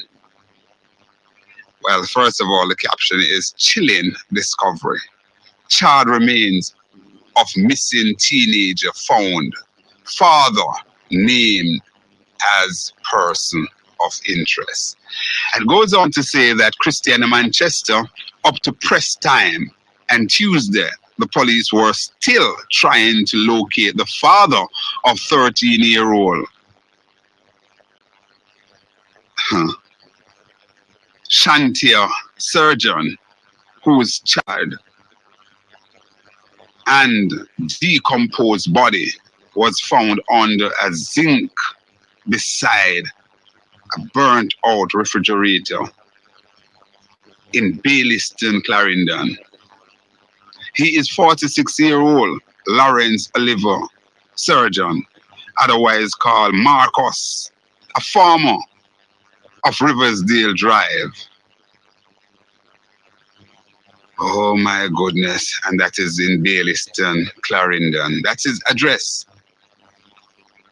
Head of the Manchester Police, Superintendent Kerry Duncan, disclosed nearly midday and Tuesday that investigators believe the elder surgeon could assist in the investigation into his daughter's death. No. This man basically, I am not here to pronounce guilt, but this man certainly would have telegraphed some amount of guilt. How could you have your daughter? Your daughter is found dead, charred remains, and all of that. And up to now, you're at large. You're not there. And you should be the first person who should be among that search team looking for your daughter. Now, what you do with somebody who behave in this manner, why would he take his daughter? You see, sometimes I am quite vigorous, so I'll ask questions of persons. All right, let's go to the break. Suka. The preceding hour was brought to you by Wellington Dental, 57 Wellington Street, Spanish Town.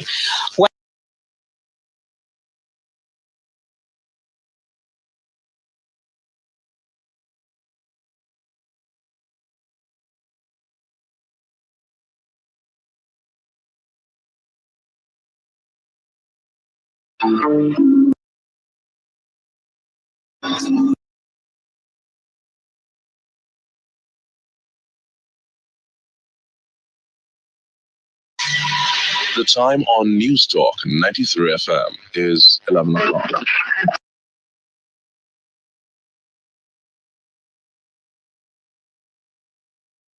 27-16-16 75 or 8.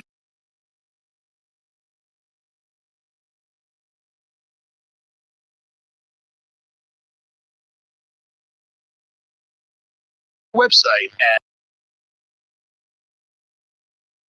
.net. News podcasts focus on just one story. But on Up First from NPR in under 15 minutes, because no one story can capture all that's happening in this big, crazy world of ours on any given morning. Listen now to the Up First podcast from NPR. Live from NPR News in Washington, I'm Corbett Coleman. Former FBI Director James Comey pleaded not guilty to 2 federal counts of lying. If you all are waiting, welcome back, students. If you all are waiting for the EOJ to remove from the office of the Prime Minister, hold your breath, because that will never happen. You don't realize that these people who govern our country has no scan regard, no respect for the Jamaican people. So for those who believe that you will see the EOJ office removed from the office of the Prime Minister, continue holding your breath. And same way for those who believe that you will see a politician lock up and charge in this country, hold your breath, go on. That will never happen either. So it makes no sense for everybody to be glue. We all know they should go to jail. But our system in our country is so corrupt that only the people of the lower end of society who live below a crossroad and live below the country areas of Jamaica will ever face justice.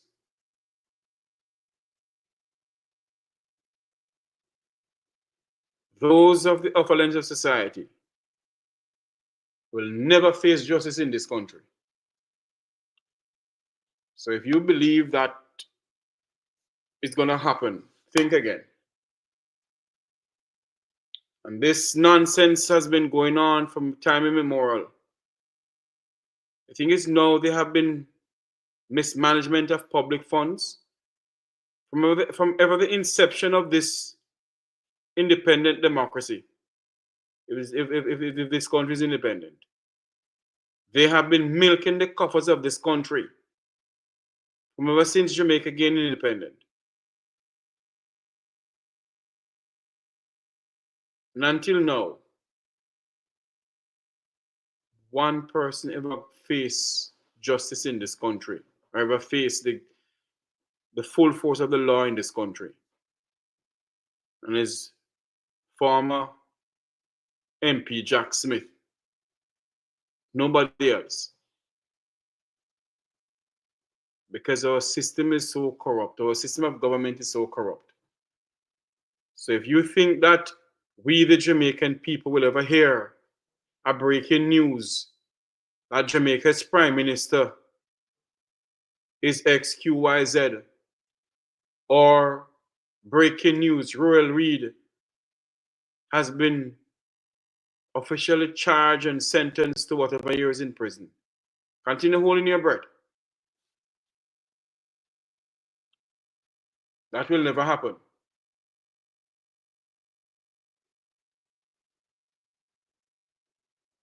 Make that call. What call the opposition to make the call for what? What call the opposition to make? That the office of the political should come out of the, that EOJ should come out of the PM office. That's what you're talking about. The opposition could make that call to the blue in the face.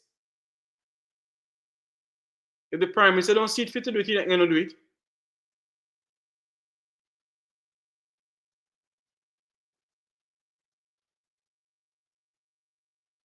Why is it the people of Jamaica don't call for it? Not the opposition. The people have more power than the opposition, you know. And that's what we fail to understand, that the people of Jamaica has more power than the opposition.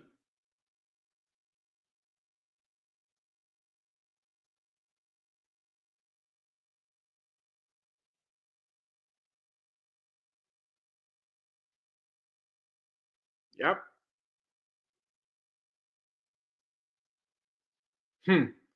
Let the Jamaican people, my friend, call for that.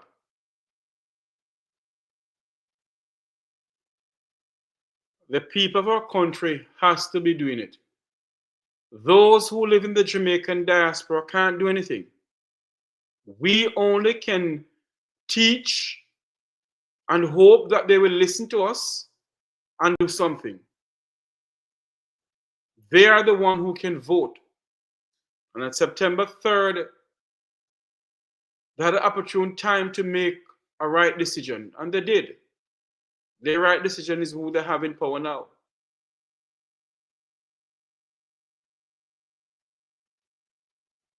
But we who lives overseas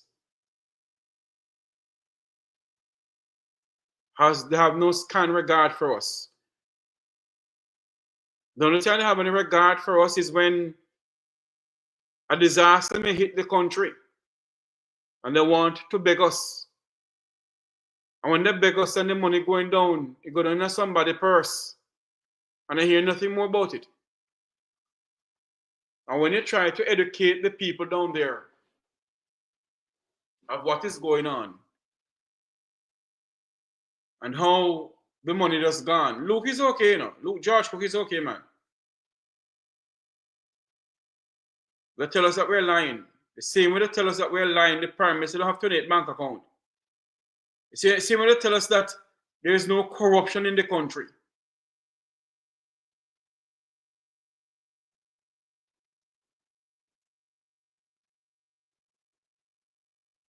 You see? They will tell us that there is no corruption in the country. Only we in the diaspora see the corruption. The Jamaican people who live in Jamaica don't see the corruption. So if they don't see it, why are we here beating up our gums about corruption in Jamaica?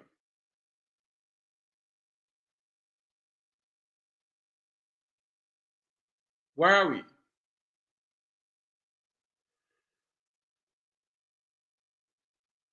We live in a modern democracy.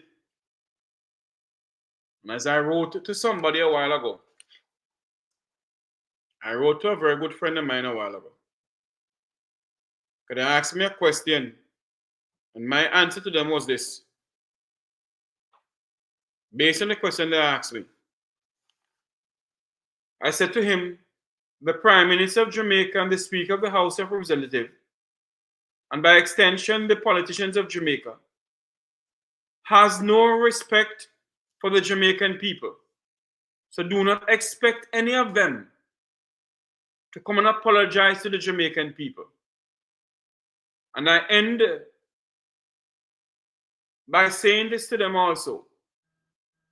The center cannot hold mere anarchy upon the land. Jamaica is becoming a failed state. Jamaica is becoming a failed state. The center cannot hold mere anarchy upon the land. Jamaica is becoming a failed state.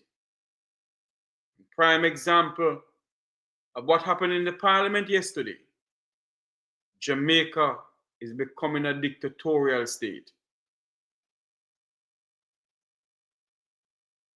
Whether we like it, yes or no. Whether we, the people in this country, believe it, yes or no. This nation is becoming a failed state.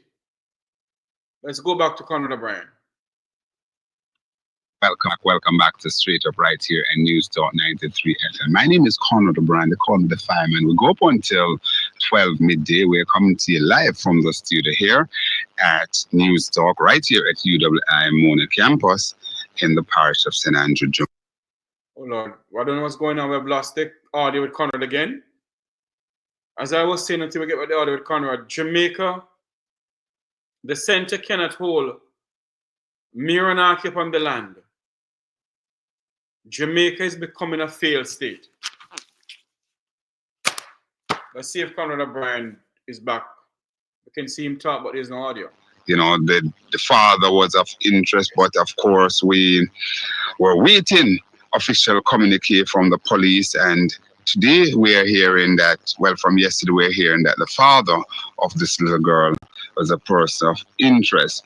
Have some other comments. I see your comments here coming up. Remember to join us also on the Conrad Ubi, the Fireman YouTube channel as well. Let's go to the phone lines. Hello, caller. Yeah, good morning. Morning, I sir. heard you say this morning that I heard you say that you bemoan the fact that Nationwide gets leave from IC, and you called some names. You made reference to the President of the Senate. You made mention of the Speaker of the House and of the JG connected. So the question I want to ask you, why did you stop there? Because if the information is leaked, could it not be leaked by a member of the IC themselves? Sir, let me.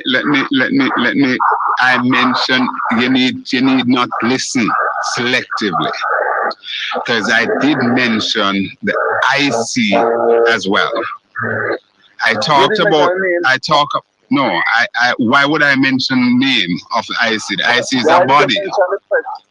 Why you mention Mr. Tuval Simpson? Why did you mention Juliet? Bongo, stop talking foolishness, man. Stop talking rubbish. Because the reason why they are mentioned, sir, they are the people that the report is sent to. Right? The report is sent to them. And I don't believe that the leak, I honestly don't believe, and I don't, hold on, please. I honestly don't believe that the leak was sent from the IC. And I don't think you believe so either. And I think you pretty much have an idea where that leak comes from. Well, first of all, but honesty doesn't strive with a lot of us all the time. Sorry, sir, with respect, you don't know what I believe. I don't think you have an authority to tell me what I believe.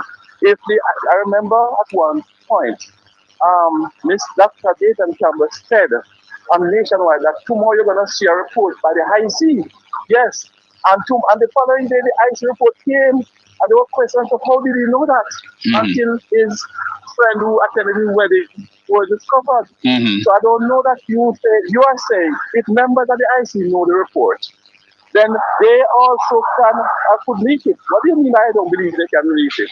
How did Dr. David Campbell know that an IC report going to come and say something about some member of the GLP? Mr. O'Brien, I'm a Christian, you see, and I want to be respectful and honest. Whenever I come in a program, you don't want to hear my view. You're locked with each other. You're supposed to cut me off. Remember, you're speaking now, you know. You're speaking. I know what I'm saying. You tell other members to because the jail thinks you have a right to do, but whenever I criticize the PNP, you tell the producer to cut me off. What you say? What you say? I told. Hold on. Let me get you straight. Let me get it straight. You said I tell people to cross the JLP. I'm saying, no, you're not listening. I said, whenever I call and criticize the PNP, you tell the producer, fuck off this man. No, whenever you come, no, it's not come, you come and criticize the PNP. You're here now talking, and of course, you're critiquing the PNP and so on. But whenever you talk things that go over the edge and is going to bring the station and bring myself into a question of lawsuit and so on, I'm not going to have it. So if I say the PNP support Hamas, how can that bring you? You come back again with it. Hold on. No, I'm going to cut you again. Hold on. Could you please remove him? You're going there again. I'm not going there with you. I'm not going there with you, sir.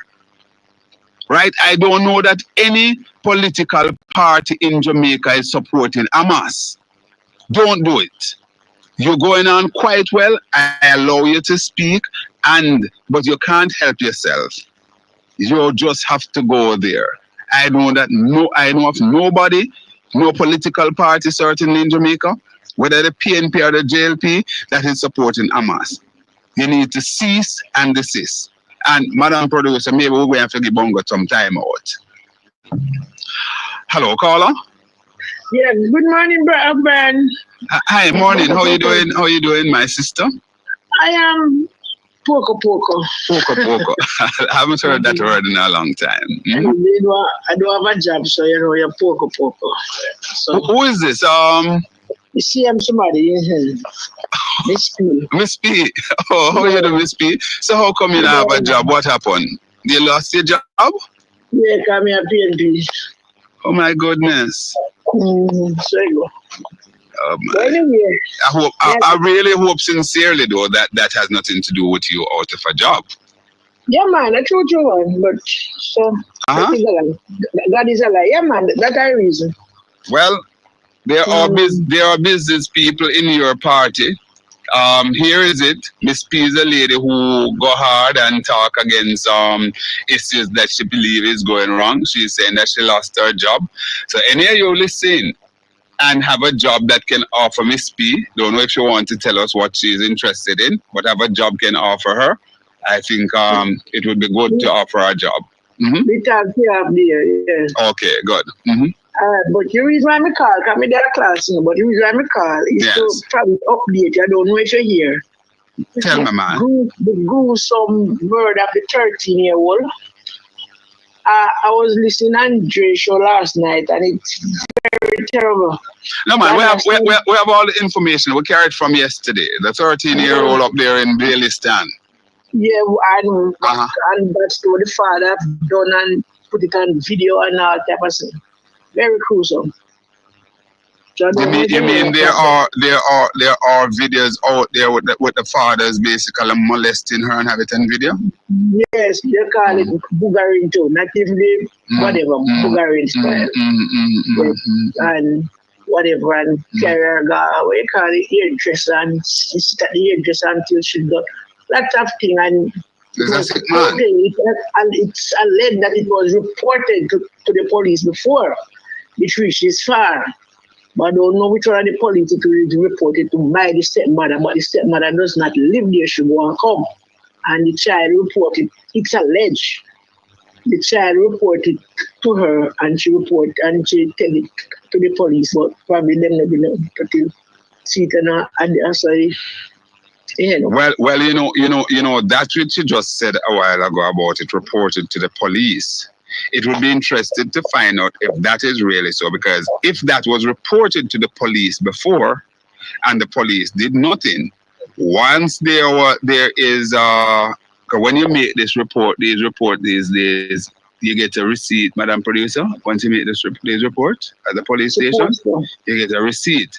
So if reports were actually made at the police station and the police did nothing, then certainly, the police would have some questions to answer there. I doubt that though. I really some things no. Hear what I'm saying, Miss P. I'm saying it can be true, you know, but I'm saying that sometimes you really don't have to basically cast some doubt and some things, because if police get report that these things are happening, they're duty bound to act. So let's see, your understanding is that the stepmother actually reported it, or the child herself? The stepmother? Yeah, man, it was an Andre show. So No man, me not want to hear what an Andre show. Yeah, Andre basically, we have to basically legitimize the whole thing. We can't just take what the dead say or what the dead say. So you're saying that you're in... But I mean, I know it's we said from the other day, the links is something, I'm just down. I done before with my thing, but this what happening make me rather down from Cherry Lane. I tell you I have a impact on me because I have children, I have grandchildren. And with that guy in all it happened in Cherry Lane, I tell you say if it's 6 months. Oh yes, that one with the police, police thing. Every time I look at it, it coming like as a man, probably you have a woman or a girlfriend or wife will tell you when she go have the baby, when the baby go come. There's a give all the pain, you know, in a labor. But when the baby go ready to come out, it's a different pain. Oh my God! And I just been feeling that pain. Wow! That there's a jump. Wow! It's so gruesome as a mother who give birth. It's so. You say if like we don't know how to describe it. The guy wanna open the door, you know, and let you in, you know, and you step past him, you know, and then you end up dead. Brother, may I tell you, as a woman, as a mother, as a auntie, as a human being, it cut me to the core, you know, man. I felt it. I can say, when I sit down and watch it, any woman who gives natural birth can tell you the last minute, 2 minutes of giving birth, that pain there. So, anyway, continue to do good work and we continue to do. And may God bless. And tell you the truth, Mr. Brian, I just give up. I don't feel like there's no hope left. No, man, no, don't do that. Jamaica, continue to press on, man. Press along. You know the song that says press along, saints, press along? Yeah, you see where I work, I give my 100,000,000%. And all because I'm not saying greed. This is what happened. And I will never say greed. I come in like, when the man, I read that dead and yonder gallas. Bogle. Not Bogle, Sam Sharp. I'm sorry, yes, Sam Sharp. But listen, no, all right. Talk to me off the air. All right, let's see how that goes. No. My number that you can reach me off on the air. The producer can take my number. Or I repeat the number that you can send me a text on. All right. So stay tuned and take the number that you can text me on, that you can WhatsApp me on. All right. Okay. Good. That's what Miss P is saying a while ago. Should never happen to anybody, any Jamaican. None of us should lose a job because we support the PNP or the JLP. I hope that's not so. Hello, welcome, caller. Hi, good morning, Conrad. Hi, morning. How are you doing, John? I'm not doing too bad. Two things here. Yes. I would love for the schools. Seeing the mother trouble on the road. Seeing that most of our students get bus, and some kind of road is very important sometimes. That they could relax some of the school time, starting time. For instance, school starts 7:30. The example is about 8:50. Not relax. It means stagger the time that some school starts. Because I'm going to say something. Let me really stagger it up. Just for that do starting time. It's 7:30. It's a bit early. And students will leave them yard at 6 o'clock. We live in Kingston. And so they are that bus.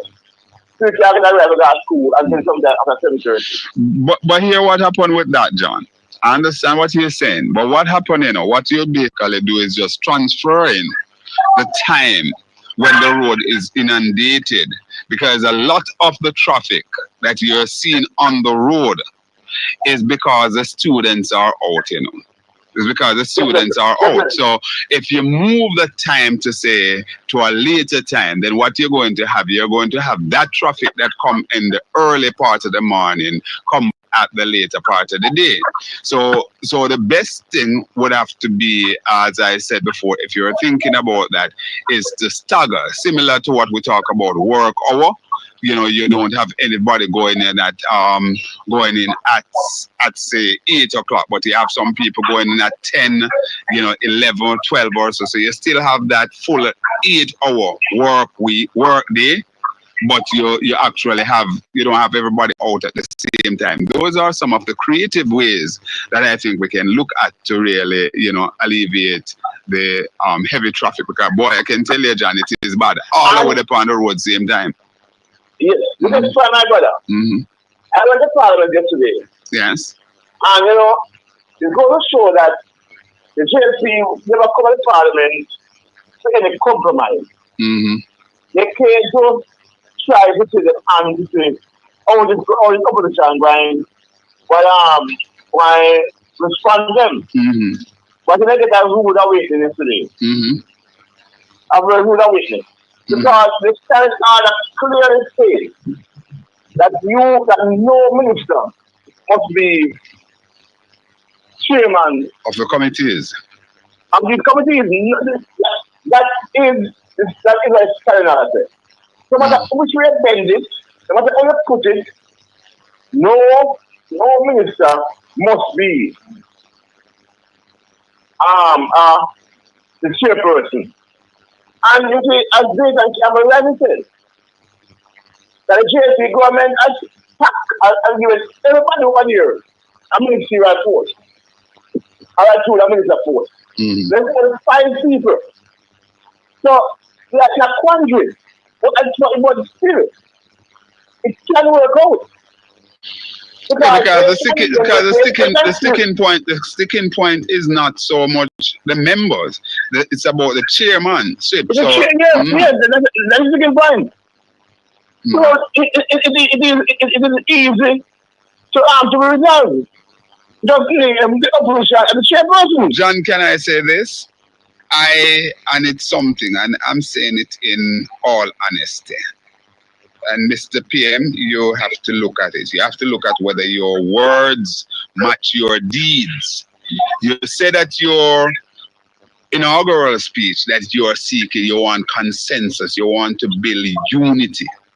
What we have seen so far in how you start, it is not in keeping with a government or a PM that is seeking unity. In the first place, you're supposed to meet with your equal, the opposition leader, to deal with this constitutional matter. You're relegating the opposition leader, right, to go and meet with somebody else down the value chain. And also these things with these committees and all of these sort of things. If you really want to build consensus, work these things through and really come with that. Okay, another question. Who really believe in the that Andrew said? I would just stupid people. Andrew was the truth, Well, sir, Mr. Wallace is the Prime Minister, and it is a sign. He has proven what I'm saying. But here, he has proven himself over and over. That is not his man. No,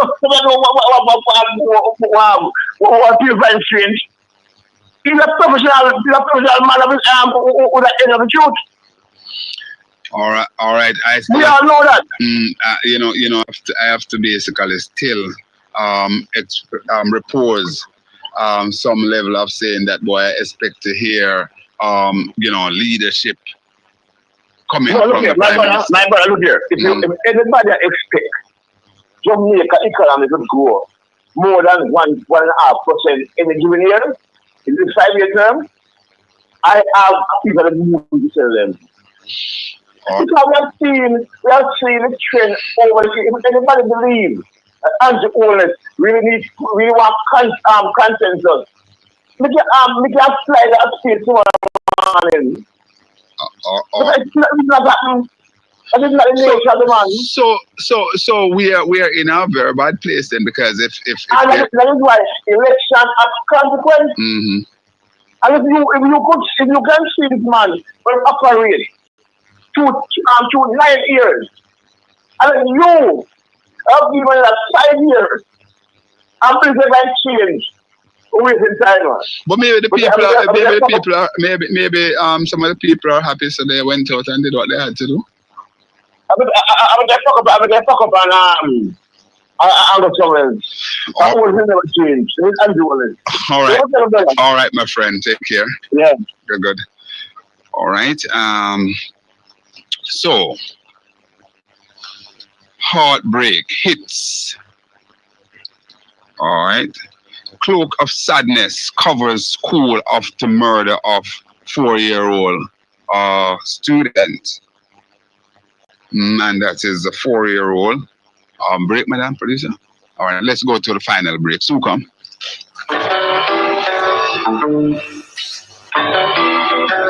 News Talk 93 FM. Heard everywhere. The time on News Talk 93 FM is 11:30. Contact News Talk 93 FM today via phone at 876-927-1660, extension 2475, or 876-427-9955. Email us at newstalk93fmsales@gmail.com. Visit our website at www.newstalk93fm.net. Are you looking for exceptional dental care? Then look no further, because Wellington Dental is here to serve you. We offer dental care for both adults and children. At Wellington Dental, we know that a visit to the dentist might be mind-boggling, but don't let that stop you from getting the dental care you need. We have trained therapists to help alleviate your anxiety and to make you feel so relaxed. You feel like you're at home. Wellington Dental, located at 57 Wellington Street, Spanish Town. We look forward to serving you. Kenmore Shoe Manufacturing Company Limited, located in Greendale, Spanish Town. We manufacture custom-made clothes and shoes. For the best quality in uniform, corporate wear, safety, and school shoes, visit Kenmore Shoe Manufacturing Company Limited. Kenmore, the best for sure. Call us today at 876-632-8018. Email us at ken_MOR2005@gmail.com. Kenmore, the best for sure. Bag it and bring it, every rubbish in a pan. No dirty the place, this up your island. So keep Jamaica. Say make we clean, keep Jamaica clean. Beg you listen to me please. No plastic bag, no fear blowing at the breeze. Proper garbage, disposal, recycle plastic, now make it full up in the streets. Bag it and bring it, every rubbish in a pan. No dirty up the place, this up your island. So keep Jamaica. Say make we clean.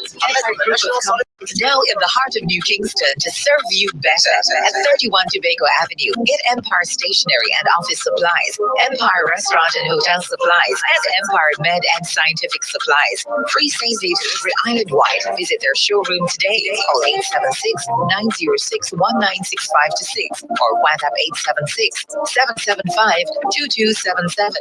Email empirestationery1@gmail.com. News Talk 93 FM now provides a reminder to ensure your safety in the event of a hurricane this season. After a hurricane, You Use perishable food first, then non-perishable foods and staples after. Do not cook more than is needed for one meal. Immediately after the hurricane, don't use stored water for washing houses, cars, and watering gardens until normal water services have been restored. Purify water by adding bleach. 2 drops of bleach per liter of water. 4 drops if the water is cloudy. Do not purify all your water at once. After adding bleach, let water stand for 30 minutes before drinking. Boil all drinking water until you are sure that a safe water supply has been restored. Be sure to check your house for structural damage before moving back in. Bury all dead animals as soon as possible. That was a reminder for precautionary measures to ensure your safety in the event of a hurricane this season. Property owners, pay your property tax arrears now. Visit your nearest tax office, Linstead Old Harbour and Spanish Town. Pay by cash, debit, or credit card, and take your TRN if you're paying by check. Property tax phase 4, street lights, garbage collection and disposal, parochial road rehabilitation and beautification. Contact your tax office or the St. Catherine Municipal Corporation at 876-984-3111 or 984-3112. Avoid legal actions. Pay your property taxes now. Organic waste should not go into your bin. Start a compost with your organic waste in a cool or shaded area in your backyard. This waste management tip is brought to you by the NSWMA, One Jamaica. Make we clean up the place. To participate on our programs, call, WhatsApp, or text us at 876-212-9824 or 876-462-0919. And go follow us on Instagram at NewsTalk93FM. This hour is brought to you by Kenmore Manufacturing Company Limited, Greendale, Spanish Town, manufacturing industrial and corporate uniform and shoes. News Talk 93 FM. Heard everywhere.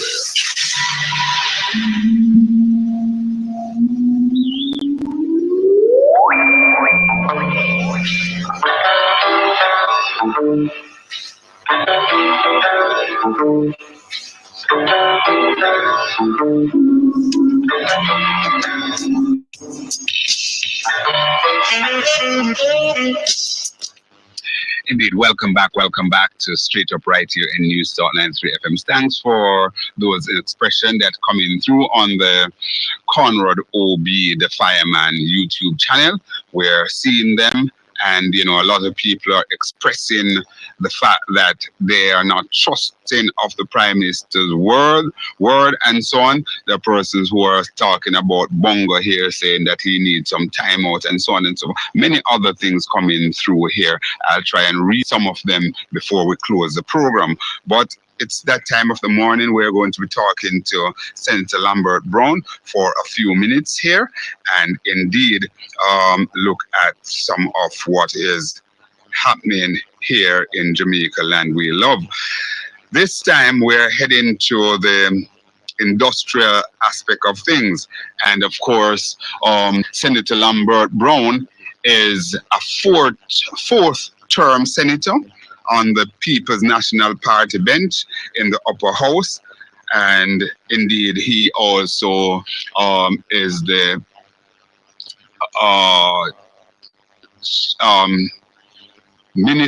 junior minister or spokesperson on the opposition side that is in charge of industrial relationships. No, the public service. Deputy spokesman to Julian Robinson's public service. Good. Deputy spokesman to Julian Robinson and the public service. So trade unionist Lambert Brown and industrial relations advisor to the Jamaica Medical Doctors Association, JMDA, is claiming that the order used to interdiction of Dr. Dixon are not applicable for discussion about September 17. That's the article that was carried in the Gleaner and Sunday that is here.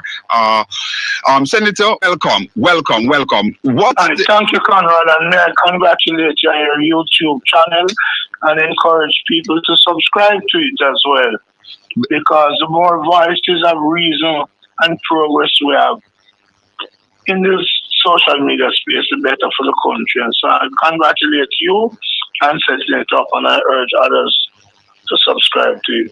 Thanks a lot, Senator Brown. I'm always appreciative of your good wishes, sir. Now, Senator, you know, the Gleaner actually carried 2 articles on Sunday. One was from Dr. Taylor. And indeed, your article, well, not your article, but a quote extensively and carry parts of from you, you know, and certainly the whole matter of Dr. Ajay Dixon interdiction is in the public domain. You know, we had spokesperson Justice Zalika Jess and Monday who basically talked about it and so on. You as a trade unionist, Lamy, you are there front and center looking at these things, know the lay of the land. What is the scenario here with Dr. Ajay Dixon? Yeah, well, let me say first, I'm indeed a deputy spokesperson and the public service, but I'm not speaking in that capacity today. Mm-hmm. And nor am I necessarily speaking in the capacity of industrial relations advisor to Jamaica Medical Doctors Association. I'm working with them on a major case at the Industrial Dispute Tribunal involving overtime that was denied them by the government, and it's $1 billion case. Multi-billion-dollar case. Wow, big one. Mm-hmm. And very big. In fact, the biggest case the IDT will ever deal with in its 50 years so far. Well, I mean, we know you make Casey after Walden Corner, you know, so they have the best. Yeah, but I'm just saying that. So I'm speaking really in my. Labby, you're too humble, you know. I am saying it, not you. You know, it's all right, Senator. So all I would say is this.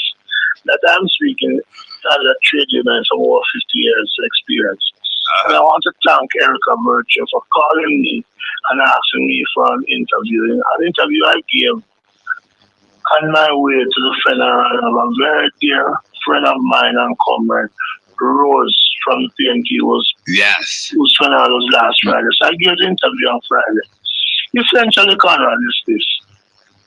The Dr. Dixon, a citizen of Jamaica, was with the Southern Regional Health Authority at the Maypen Hospital. A hospital where recently there was 40 people in wheelchair and on bench waiting for treatment, waiting for the doctor for days. So we shout at doctors. Dr. Dixon exercises constitutional rights of freedom of association and freedom of expression to run in an election. Mm-hmm.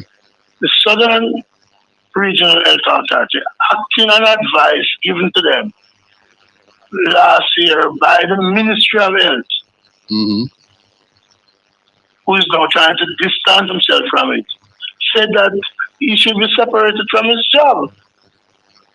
So patients should be denied of his care only because he ran for the PNP.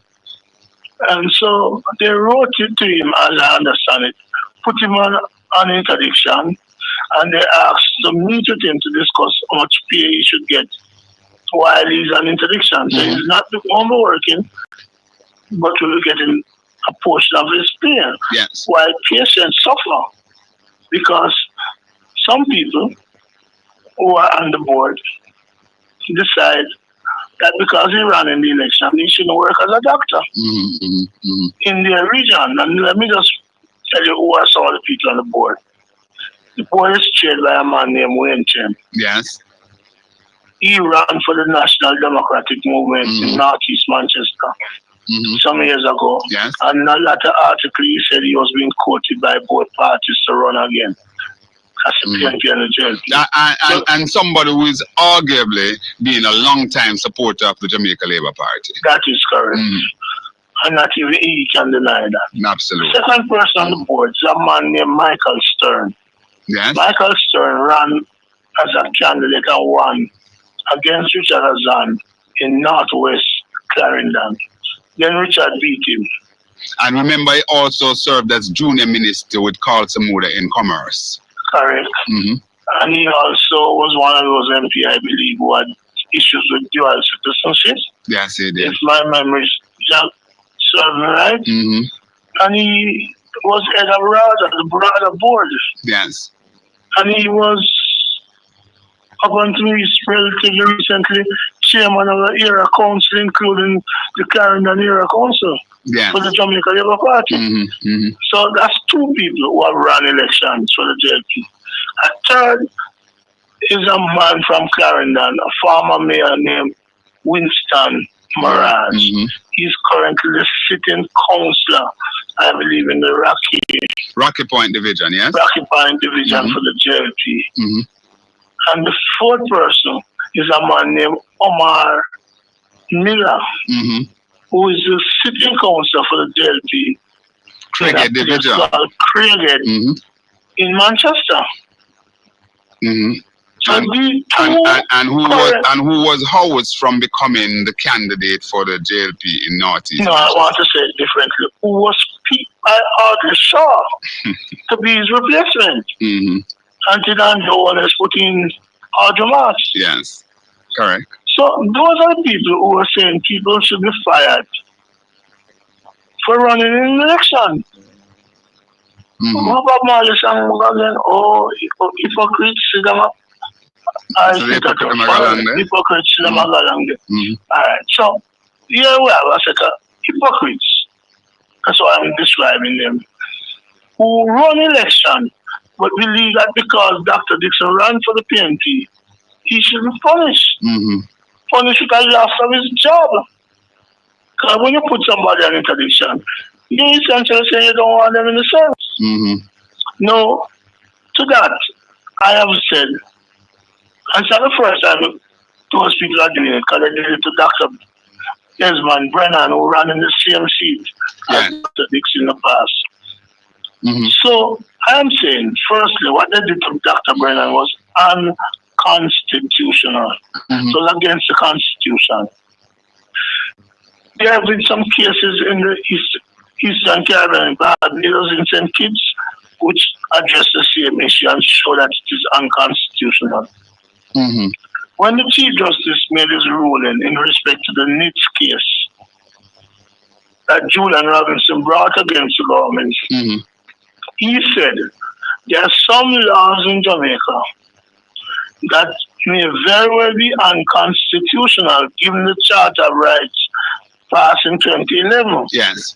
But they are there on the books only because they have not been tested.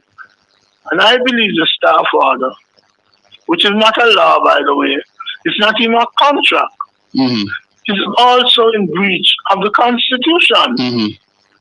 And if it is taken to court, it is likely to be struck down as young Maurice McCurdy, who is a lawyer, I'm told, for Dr. Dixon.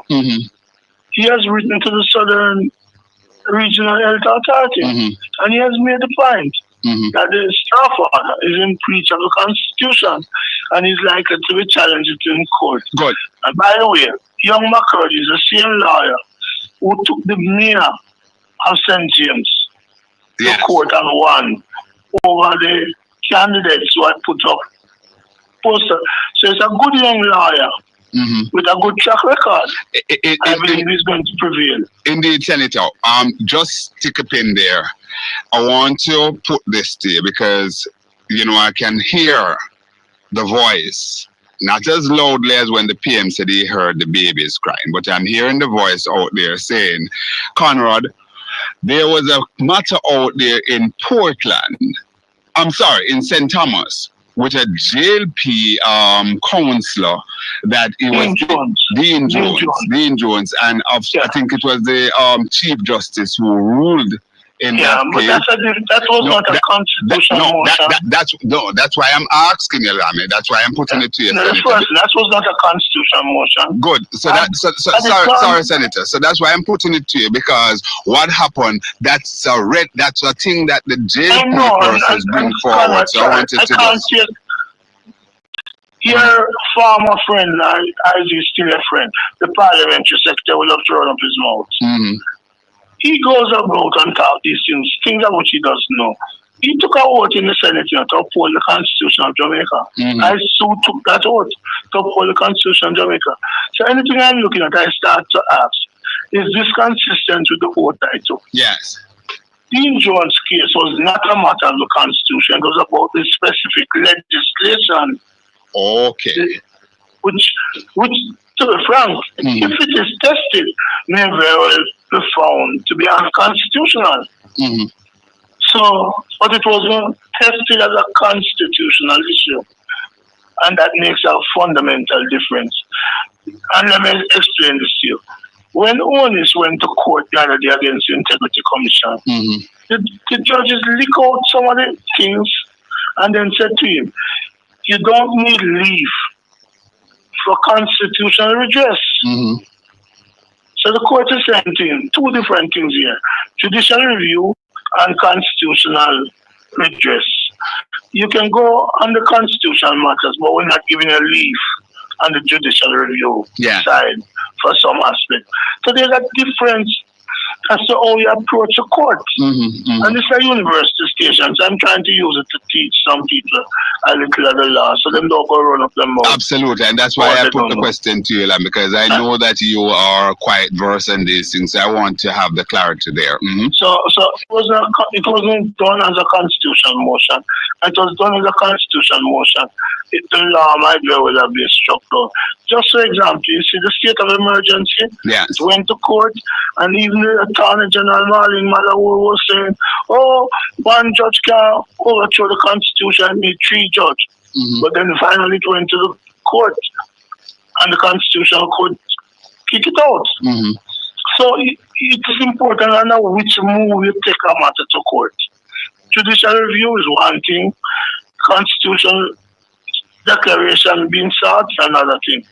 So I believe McCurdy and R.J. Dixon is going to prevail when they go if they go to court, because the southern region can see the light and recognize what they're doing is wrong and back off, which is what I hope they'll do. But maybe the court challenge will be clear it up for the future. So it applies to JLP and PNP. You remember a man named Van der Palmer? Yes. He was working with National Works Agency and wanted to run in Central Manchester at some point. And then the issue came up that, he's a public servant. Yes.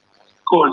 Now the other side of this R.J. Dixon case is something that I have put out there, and I see others have accepted it. It is that Dr. Dixon is not a civil servant. Okay. Big difference. He's employed to the government of Jamaica, who owns a company that is named Southern Regional Health Authority. If you are a civil servant, your matter goes to the Services Commission for Discipline. If you are a statutory body, as is Southern Regional, statutory because it is passed by Parliament, by a law, has its own standing. It's what is called a body corporate. Yes. And even though it's owned by government and funded by government, it is different. And so, in May of this year, the Chief Justice in a case called Wilson versus the 4-H movement explained that Mr. Wilson, who was fired in 2011, was not a public officer and therefore was not entitled to what is called judicial review. That is the court looking over what the government did. So the Chief Justice in that case explained what is a public officer. Yes. And Dr. Dixon and other doctors who are employed by regional health authorities are not civil servants. They are not public officers. And therefore to try and apply the staff orders and the public service regulation, which applies to public officer as identified by the Constitution, is wrong, in my view, in law. Yes. It's wrong and can be kicked out by the court. And this is why I'm looking to see what Maurice McCurdy is going to do if he takes it to court, that he could get that staff order issue clarified straight and get the constitutional fines clarified straight. I believe both will be in favor of Dr. Dixon. Dr. R.J. Dixon. And Senator Brown, no, what you just explained there, it is whose remit would this fall under in order to advise the agency, which is the Southern Regional Health Authority first, but the government board more broadly. So they would. Firstly, Conrad, the authority lies with the agency, the regional agency. They can get their own lawyers, because they can sue people, you know. Yes. And they can be sued. So they can get their own lawyers. But government agencies tend to be lazy and rely finally on the Attorney General for advice. And so it would be good if the Attorney General would quickly look at this and realize, you know, someone, we have been doing it wrong.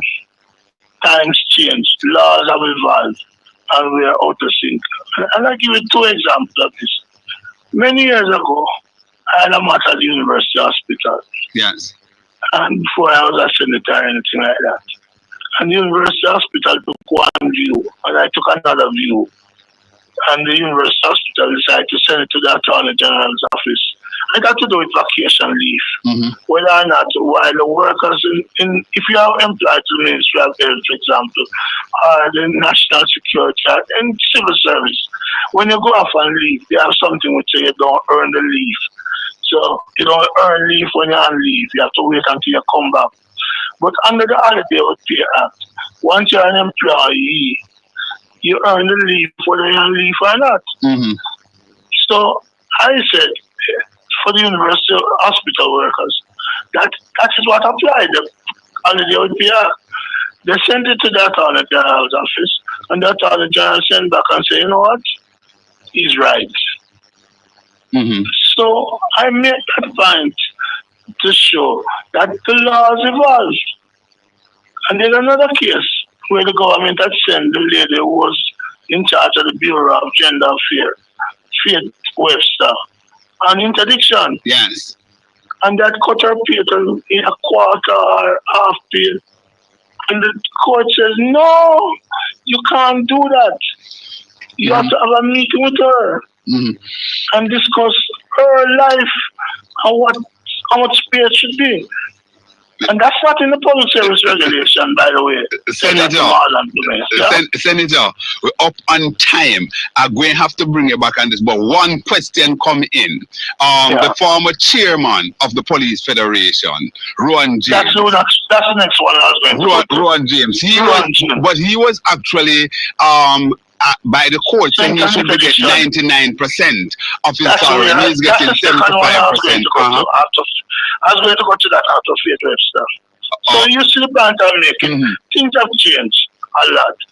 And Dr. Dixon has the right under the Constitution to run. And the staff orders really shouldn't apply to him, to barring. And there are cases in the region that shows that what we're saying is right.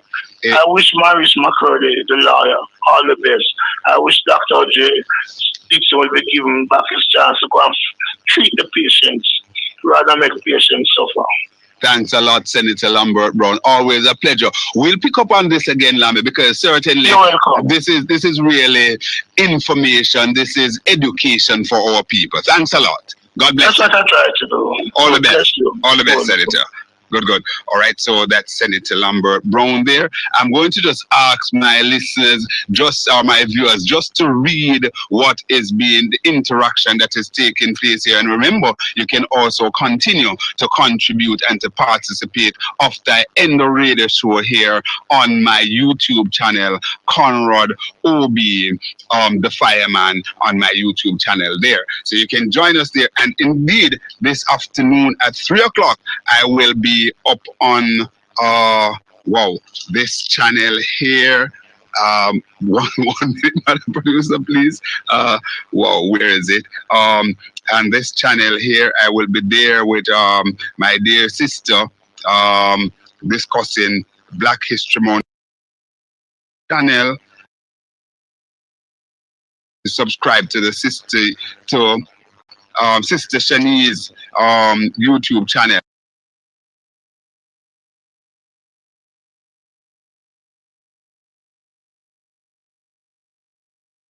Conrad saying bye-bye tomorrow.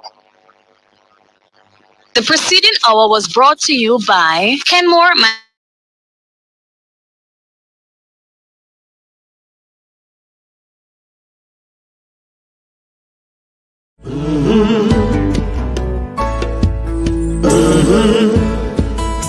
When the game gets rough and this life just seems so tough, make we talk, my people, make we talk.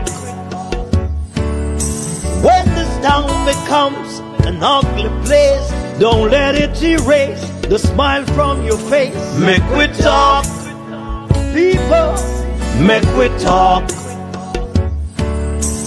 Conversation is the key, a guiding light for you and me. Spark a talk and you will see. Conflict solver A to Z. World leaders master the art of self-defense just by talk. So people, make we talk. Hey, we're living in a world that on ourselves we must depend. Make we talk.